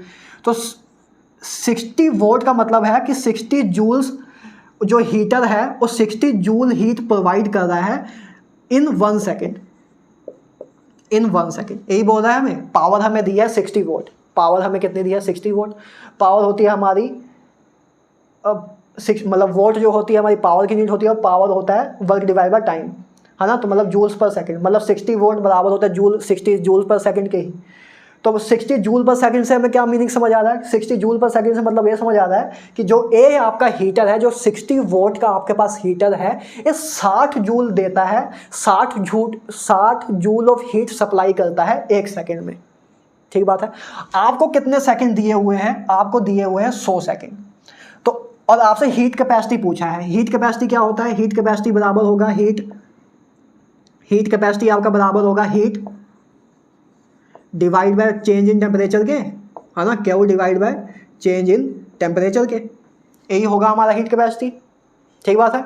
अच्छा, तो सबसे पहले हीट निकाल लेते हैं कि कितनी हीट सप्लाई हुई गैस को, कितनी हीट ऑब्जर्व की गैस ने। हमने हीट कैपेसिटी गैस की निकालनी, तो पहले निकाल लें कितनी गैस ने हीट ऑब्जर्व की। जो हीटर है वो 60 जूल आपको 60 जूल गैस को दे रहा है 1 सेकंड में। तो 100 सेकंड में कितनी देगा, 100 सेकंड में कितनी देगा हीट, तो हीट आ जाएगी आपकी 1 सेकंड में 60 जूल दे रहा है, तो 100 सेकंड में वो देगा 6000 जूल, 6000 जूल। तो ये आपका हीट की वैल्यू आ गई, ये आपने हीट निकाल ली। देखो कोई डाउट तो नहीं है, आपको सिंपली एक हीटर दिया था, 60 वोल्ट का हीटर दिया था, एक गैस कंटेनर में रखी थी। 60 वोल्ट के हीटर से 100 सेकंड तक आपने इस गैस को गर्म किया, जिसके कारण 5 डिग्री सेल्सियस से आपकी गैस राइज हो गई, टेम्परेचर उसका राइज हो गया। तो आपसे हीट कैपेसिटी पूछ रहे थे, तो हीट कैपेसिटी बराबर होता है heat divide by change in temperature, कितनी हीट सप्लाई की divide by change in temperature. तो 60 वोल्ट का मतलब कि 60 जूल इन 1 सेकेंड हीट सप्लाई, मतलब 60 वोल्ट का मतलब 60 वोल्ट हीटर का मतलब यह है कि 60 जूल ऑफ हीट है सप्लाई कर रहा है 1 सेकेंड में। तो 100 सेकेंड में कितनी सप्लाई करेगा, 6000 जूल। तो हीट आ गया हमारा ये। राइज इन टेम्परेचर कितना है, राइज इन टेम्परेचर है डेल्टा टी आपका 5 डिग्री सेल्सियस, मतलब चेंज इन टेम्परेचर कितना है 5 डिग्री सेल्सियस, है ना। इतना टेम्परेचर में राइज हुआ, 5 डिग्री से टेम्परेचर बढ़ गया, तो मतलब चेंज इन टेम्परेचर पहले अगर मान लो 300 था, बाद में 305 हो गया, तो delta T difference 5 degree Celsius की रहेगा। और डेल्टा 5 डिग्री मतलब डिफरेंस की बात है, तो चाहे 5 डिग्री सेल्सियस लिख लो चाहे 5 केल्विन लिख लो, एक ही बात है। अरे यार डिफरेंस की बात है ना, जैसे मान लो आपके पास 25 डिग्री है ना, मान लो या तो 27 डिग्री है, तो 27 डिग्री सेल्सियस आपका क्या होता है, 27 डिग्री सेल्सियस आपका 300 केल्विन के बराबर होता है ना। आपको पता है केल्विन में कैसे कन्वर्जन करते हैं, 273 प्लस सेल्सियस डिग्री से आपका केल्विन आता है, एक केल्विन स्केल में कन्वर्जन होती है। तो अगर 27 डिग्री सेल्सियस को अगर हमें केल्विन में कन्वर्ट करना है, तो इधर 27 पुट करोगे तो 27 प्लस 273, तो केल्विन में आपका 300 केल्विन होता है। तो मतलब 27 डिग्री सेल्सियस केल्विन में आपका 300 केल्विन होता है, ठीक बात है। अब अगर 32 डिग्री सेल्सियस की बात करूँ तो बराबर होगा 32 डिग्री सेल्सियस बराबर होगा 305 केल्विन के, 32 डिग्री सेल्सियस बराबर होगा 305 केल्विन के। तो अब जाए इन दोनों में डिफरेंस देखो, वो भी 5 डिग्री का ही होगा सेल्सियस, इन दोनों में डिफरेंस देखोगे वो भी 5 केल्विन का ही होगा। तो डिफरेंस तो हमेशा सेम ही रहेगा, वैल्यू चाहे अलग अलग है लेकिन डिफरेंस स्केल तो सेम ही है। तो डिफरेंस 5 डिग्री सेल्सियस का इस केस में भी रहेगा, 5 केल्विन का इस केस में भी रहेगा। तो चाहे 5 डिग्री सेल्सियस लिख दो, क्योंकि डिफरेंस की बात हो रही है, तो डिफरेंस 5 डिग्री सेल्सियस भी लिख सकते हो, 5 केल्विन भी लिख सकते हो, ठीक है। तो हमारा चेंज इन टेम्परेचर केल्विन में आ गया 5 केल्विन। अच्छा, तो अब हमें हीट पता है, हीट हमने निकाली 6000 और change in temperature rise in temperature आया 5, ठीक है। हीट हमने लिखी जूल में, ये हमने लिखा केल्विन में। तो 5 से कटेगा है ना, 6 12, तो 12 जूल 1200 जूल पर केल्विन आपका हीट कैपेसिटी आ जाएगी। तो यही आपका आंसर है, 1200 जूल पर kelvin is our heat capacity, ठीक है। तो ये आपका आंसर आ जाएगा, ठीक है। इजी क्वेश्चन है, कुछ भी नहीं है, पहली बार देखने में हो सकता है, बाकी कुछ नहीं है। हाँ, मे भी जिसको पावर ना पता हो पावर क्या होती है, उसके लिए पहली बार के लिए टफ हो, लेकिन पावर कोई बहुत बड़ी चीज़ नहीं है। अगर फिजिक्स में आपने पढ़ा हो तो बहुत अच्छी बात है। देखो आगे अभी पढ़ लिया वो भी कोई दिक्कत नहीं है, आगे भी पढ़ोगे तब भी कोई दिक्कत नहीं है। पावर तो एक बहुत छोटी सी टर्म है, 10th क्लास में भी पढ़ते हैं।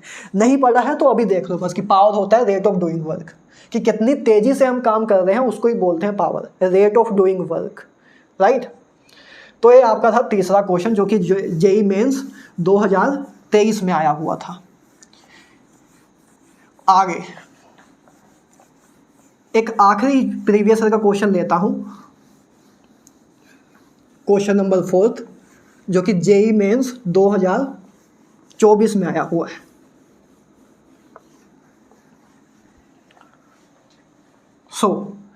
तो चौथा क्वेश्चन आपके स्क्रीन पे मैंने रख दिया है, वीडियो को पॉज करो और ट्राई करो, ठीक है। आई होप आपने पॉज करके ट्राई किया होगा।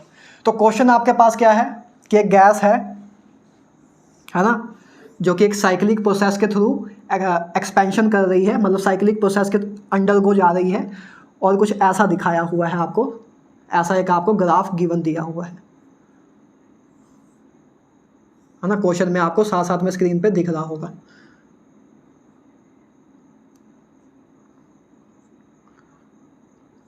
तो एक गैस है जो कि ऐसे एक साइक्लिक प्रोसेस को फॉलो कर रही है, ए से बी, है ना, ए से बी, बी से सी, फिर सी से वापस ए आ रही है, जहाँ से शुरू हुई थी वापस उधर ही आ रही है। और ये कुछ पॉइंट ये आपको इधर दिए हुए हैं 10, 20, 30, है ना। इधर प्रेशर दिया हुआ है, इधर प्रेशर दिया हुआ है किलो पास्कल में, और इधर आपका वॉल्यूम दिया हुआ है, हाँ 10, 20, 30।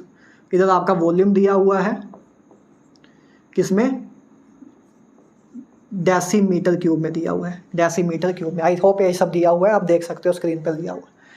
तो आपको ये बोला है कि ये गैस है जो कि साइक्लिक प्रोसेस के अंडर को जा रही है, मतलब ए से बी, फिर बी से सी, फिर सी से ए, ऐसे करके जा रही है, और उसका एक आपको पीवी कर्व दिया हुआ है। आपसे पूछ रहे हैं आपको वर्क डन निकालना है, कि वर्क डन बाय गैस निकालना है। इंटीजर टाइप क्वेश्चन है, इंटीजर टाइप आपका क्वेश्चन है, जेई मेंस 2024 में आया हुआ क्वेश्चन है, अभी लेटेस्ट आया हुआ क्वेश्चन, बिल्कुल अभी ताज़ा ताज़ा। तो ये आपको निकालना है। तो मैंने आपको बताया हुआ है कि वर्क डन कैसे निकालते हैं। पीवी कर्व अगर दिया हुआ हो तो एरिया अंडर ए पीवी कर्व हमें वर्क डन देता है, क्लियर बात है।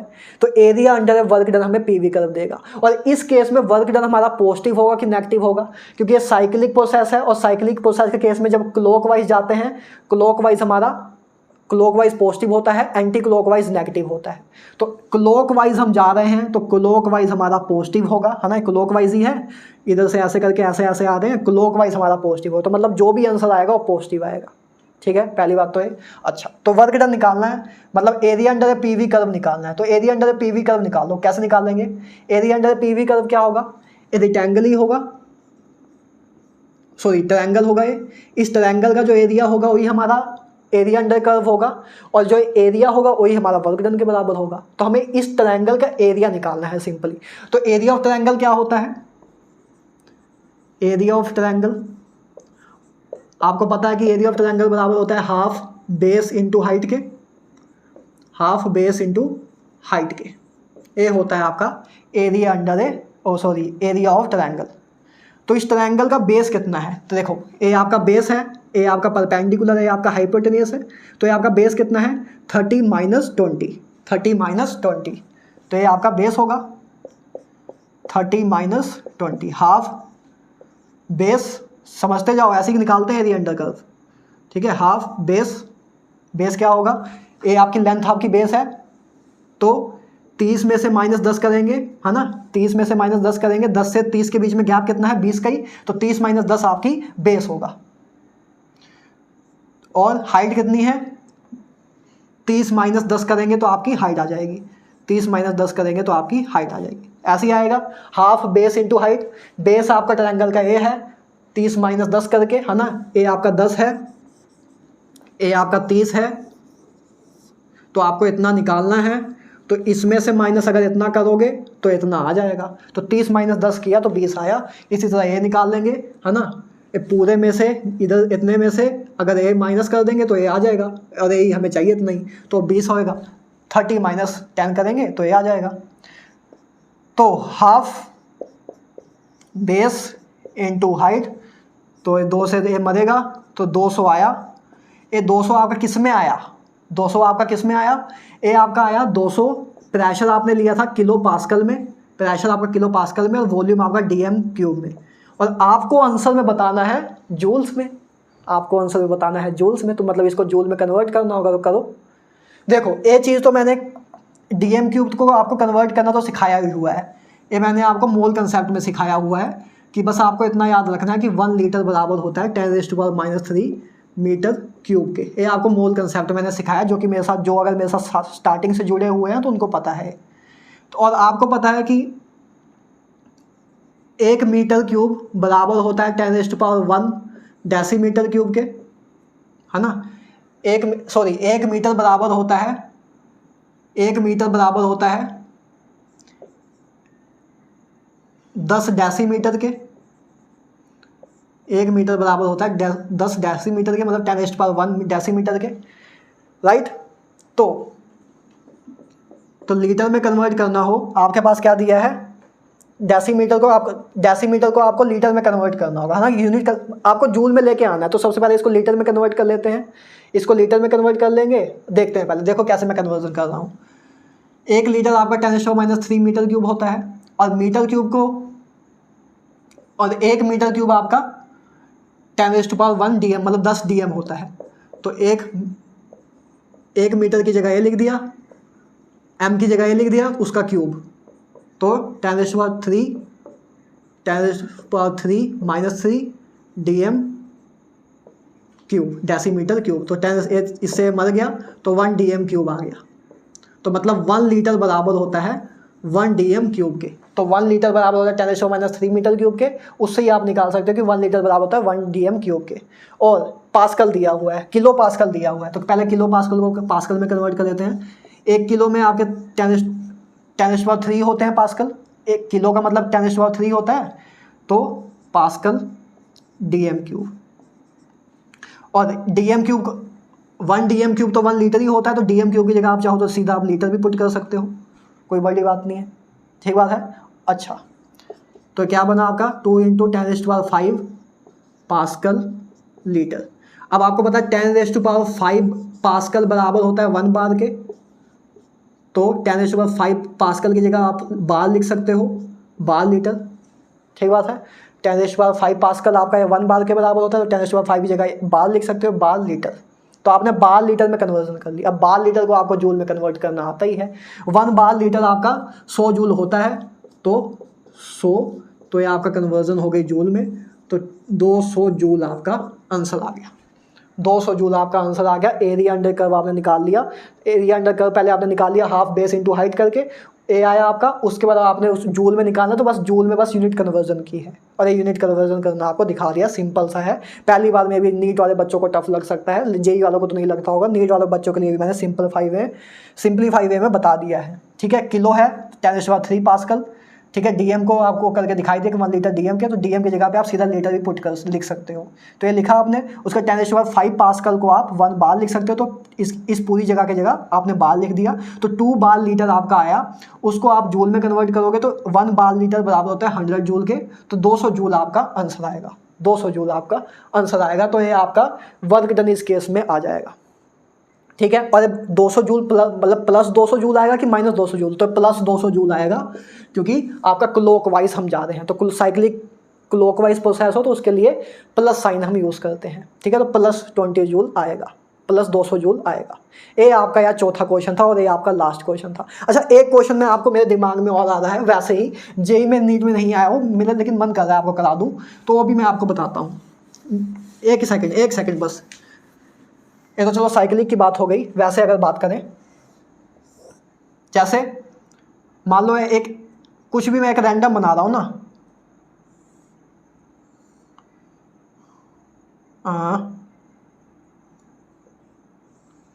मान लो एक कर्व है A से B, B से C, है ना, ये PV कर्व है, एक PV कर्व है ना। इधर प्रेशर दिया है, इधर वॉल्यूम दिया है, ठीक है। ए मान लो 10 दिया है, ए मान लो 0.10, ए दिया है 0.15। तो ये मान लो एक आपको PV का ग्राफ दिया हुआ है ना। वॉल्यूम आपका लेट से दिया हुआ है लीटर में, है ना, वॉल्यूम आपका लेट से लीटर में दिया हुआ है। प्रेशर आपका दिया हुआ है, प्रेशर आपका लेट से बार में दिया हुआ है, प्रेशर आपका बार में दिया हुआ है। और आपको वर्क डन निकालने को बोल रहे हैं, मुझे आपको ये बताना है, हाँ, इसका वर्क डन मुझे आपको बताना है कि प्लस 125 होगा कि माइनस 125 होगा। पॉज करो वीडियो, सोल्व करके बताओ, या कुछ और होगा। पहले तो ये देखो 125 आ भी रहा है कि नहीं आपका। ये आपका कर्व है, PV कर्व है, आपको वर्क डन निकालना है। तो पहली बात तो ये क्लियर है कि एरिया अंडर कर्व तो निकालना पड़ेगा, राइट। सबसे पहले एरिया निकाल लो, सबसे पहले एरिया निकाल लेते हैं। देखो एरिया कैसे निकलेगा, इस पूरी कर्व का एरिया कैसे निकलेगा। तो इस पूरे कर्व को आप चाहो तो 2 भाग में तोड़ सकते हो। अगर जिसने मेरा फिजिक्स का बड़ा लेक्चर देखा हो 12 घंटे वाला, उसको में भी पता होगा ये। देखो इस पूरे कर्व को अगर 2 भाग में तोड़ेंगे तो एक आपका स्क्वायर बनता हुआ दिख रहा है और एक आपका ट्रायंगल बनता हुआ दिख रहा है। तो वर्क डन बराबर होगा area of square plus area of triangle के, है ना। स्क्वायर का एरिया निकालो, ट्रायंगल का एरिया निकालो, इन दोनों का एरिया निकालेंगे। तो पहले हम टोटल एरिया निकाल लेते हैं। टोटल एरिया बराबर होगा, टोटल एरिया ऑफ कर्व बराबर होगा एरिया ऑफ स्क्वायर के एंड एरिया ऑफ ट्रायंगल के। बात क्लियर है। एरिया ऑफ स्क्वायर क्या होता है, ए स्क्वायर साइड द स्क्वायर, है ना। एरिया ऑफ स्क्वायर होता है ए स्क्वायर साइड द स्क्वायर, और एरिया ऑफ ट्रायंगल क्या होता है, half base into height, half base into height. Area of triangle, area of square आपका ए स्क्वायर होता है साइड द स्क्वायर, और area of triangle half base into height. तो पहले स्क्वायर का एरिया निकाल लो। देखो साइड कितनी है इसकी, 10 10, है ना। साइड 10 है तो स्क्वायर है, मतलब इसलिए तो स्क्वायर है, दोनों साइड चारों साइड बराबर है। तो 10 द स्क्वायर, ये आपका एरिया ऑफ स्क्वायर आ गया, मतलब ए एरिया हमने निकाल लिया, ए एरिया हमने निकाल लिया। हाफ बेस, बेस कितना है इस ट्रायंगल का, इस ट्रायंगल का एरिया निकालना है। तो बेस है आपका 15 - 10, है ना। 15 - 10, इसका बेस इतना है 5, तो ये बेस 5। हाइट, हाइट कितनी है, 0 से 10 तक, 0 से 10 तक, है ना। हाइट आपकी 0 से 10 तक है इतनी, तो 10 आपकी हाइट है। तो 10 द स्क्वायर 100, 2 से कटेगा 5 बचेगा, 5 × 5 25, तो 125 आया। तो एरिया अंडर ए कर्व आपका 125 आ गया, ठीक है। टोटल एरिया आपने निकाल लिया 125, 125। क्लियर है। टोटल एरिया आपका आ गया 125। हमने बस 2 भाग में तोड़ दिया, आपको सिखा भी दिया कैसे अगर आपको क्वेश्चन है तो 2 भाग में तोड़ दो, तो आपको कुछ स्टैंडर्ड शेप बन के आएंगी, उनका बस आप एक फॉर्मूला लगा के उनकी वैल्यू निकाल लो, ठीक है। ऐसे क्वेश्चन आते हैं, कभी साइक्लिक प्रोसेस आ जाएगा, कभी ऐसा आ जाएगा, तो बस आपको बस उसको कुछ 2-3 स्टैंडर्ड शेप में बांट देना है, क्योंकि ऐसे तो एरिया नहीं बता पाओगे। तो उसको 2 स्टैंडर्ड शेप में बांट दोगे तो एक स्क्वायर बनता हुआ दिखेगा, एक ट्रायंगल, और एरिया ऑफ स्क्वायर और ट्रायंगल निकालना आता है, दोनों को निकाल लो, फिर ऐड कर दो, टोटल एरिया आ जाएगा। ठीक बात है। तो टोटल एरिया हमारा आ गया 125। अब मैंने आपको लाइन जो लिखाई थी, negative of A area under A PV curve give us A work done. तो एरिया अंडर ए कर्व आया आपका 125, इसका नेगेटिव हमारा होगा वर्क डन। वर्क डन बराबर होगा negative of area, algebraic area. तो अगर आपका ए ऊपर है तो मतलब एरिया आपका पॉजिटिव आया, अगर ये आपका ऊपर है तो एरिया आपका पॉजिटिव है ना। अगर एक्स एक्सिस नीचे होता तो एरिया आपका नेगेटिव होता। अगर ये आपका ऊपर है तो एरिया आपका पॉजिटिव है। ठीक बात है, क्लियर है। अलजेब्रिक एरिया का मतलब क्या, अच्छा अलजेब्रिक एरिया का मतलब भी समझ लो क्या होता है। अगर यही कर्व ऐसे अगर मैं बनाता, यही कर्व मैं उल्टा नीचे ऐसे बना देता, नीचे है ना, नीचे ऐसे करके, तो इस केस में एरिया जो होता, मतलब ए वाला एरिया को हम पॉजिटिव एरिया मानते हैं, इस वाले एरिया को नेगेटिव एरिया मानते हैं, इसलिए इसको अलजेब्रिक एरिया बोलते हैं। कि एक्स एक्सिस के ऊपर वाले एरिया को हम पॉजिटिव एरिया मानेंगे और एक्स एक्सिस से नीचे वाले एरियाज को हम नेगेटिव एरिया मानेंगे। तो अलजेब्रिक एरिया का मतलब होता है कि जो एक्स एक्सिस से ऊपर वाला एरिया अंडर कर्व होता है उसको पॉजिटिव एरिया, और एक्स एक्सिस से नीचे वाले एरिया को नेगेटिव एरिया। तो इस केस में अभी जो हमने फिलहाल क्वेश्चन लिया, उस केस में हमारा जो एरिया अलजेब्रिक एरिया है वो पॉजिटिव है, क्योंकि सारा कर्व हमारा जो पूरा ग्राफ है ऊपर है, एक्स एक्सिस से ऊपर ही है। तो हमारा एरिया जो है वो पॉजिटिव आया 125, और जो हमारा अलजेब्रिक एरिया होगा उसका नेगेटिव हमारा वर्क डन के बराबर होगा। मतलब वर्क डन बराबर होगा negative of A area, negative of A area, negative of A algebraic area. तो हमारा वर्क एरिया जो है 125 आया, तो वर्क डन हमारा -125 आएगा, +125 नहीं आएगा। तो वर्क डन हमारा -125 आएगा। ये तो साइक्लिक प्रोसेस था, तो साइक्लिक प्रोसेस में तो बस क्लॉकवाइज एंटी क्लॉकवाइज देख लो, उससे ही काम खत्म हो जाता है। एक क्लॉकवाइज था इसलिए पॉजिटिव आएगा, काम खत्म हो गई। लेकिन ये आपका साइक्लिक प्रोसेस नहीं था, इधर से गया इधर आके खत्म हो गया, वापस ए पे नहीं गया, जहाँ से शुरू हुआ था वापस उधर खत्म नहीं हुआ, ए से शुरू हुआ सी पे आके खत्म हुआ। तो साइक्लिक प्रोसेस नहीं है। तो इस केस में हमें साइन कन्वेंशन के अकॉर्डिंग चलना पड़ेगा, है ना। कि वर्क डन बराबर होता है negative of A area under PV curve, negative of A area under A PV curve. तो इसका जो अलजेब्रिक एरिया है वो प्लस है, पॉजिटिव है ना। तो इसका अलजेब्रिक एरिया पॉजिटिव है जो कि 125 आया। तो वर्क डन बराबर होता है negative of A algebraic area. तो वर्क डन हमारा पॉजिटिव आया, अलजेब्रिक एरिया हमारा पॉजिटिव था क्योंकि अबव एक्स एक्सिस था। तो हमारा work done negative of A area होगा, तो एरिया हमारा पॉजिटिव था, तो वर्क डन हमारा माइनस ऑफ ए होगा, मतलब -125। तो वर्क डन हमारा -125 होगा, +125 नहीं होगा। ठीक है। तो ये तरीका, एक क्वेश्चन मेरे दिमाग में आया कि ये भी एक आपको टाइप की करा दूं, तो ये भी मैंने आपको करा दिया। तो इसके अलावा आपका कोई भी टाइप का क्वेश्चन हीट या वर्क रिलेटेड नहीं आता है आपके जेई मेंस में, नीट में या जेई एडवांस में भी। ठीक है, तो आज का लेक्चर इधर ही ख़त्म करते हैं। अब लेक्चर नंबर 3 में हम इंटरनल एनर्जी, थर्मोडायनेमिक्स का जीरोथ लॉ और थर्मोडायनेमिक्स का फर्स्ट लॉ करेंगे। ठीक है, तो आज के लिए यार इतना ही। Have a good day.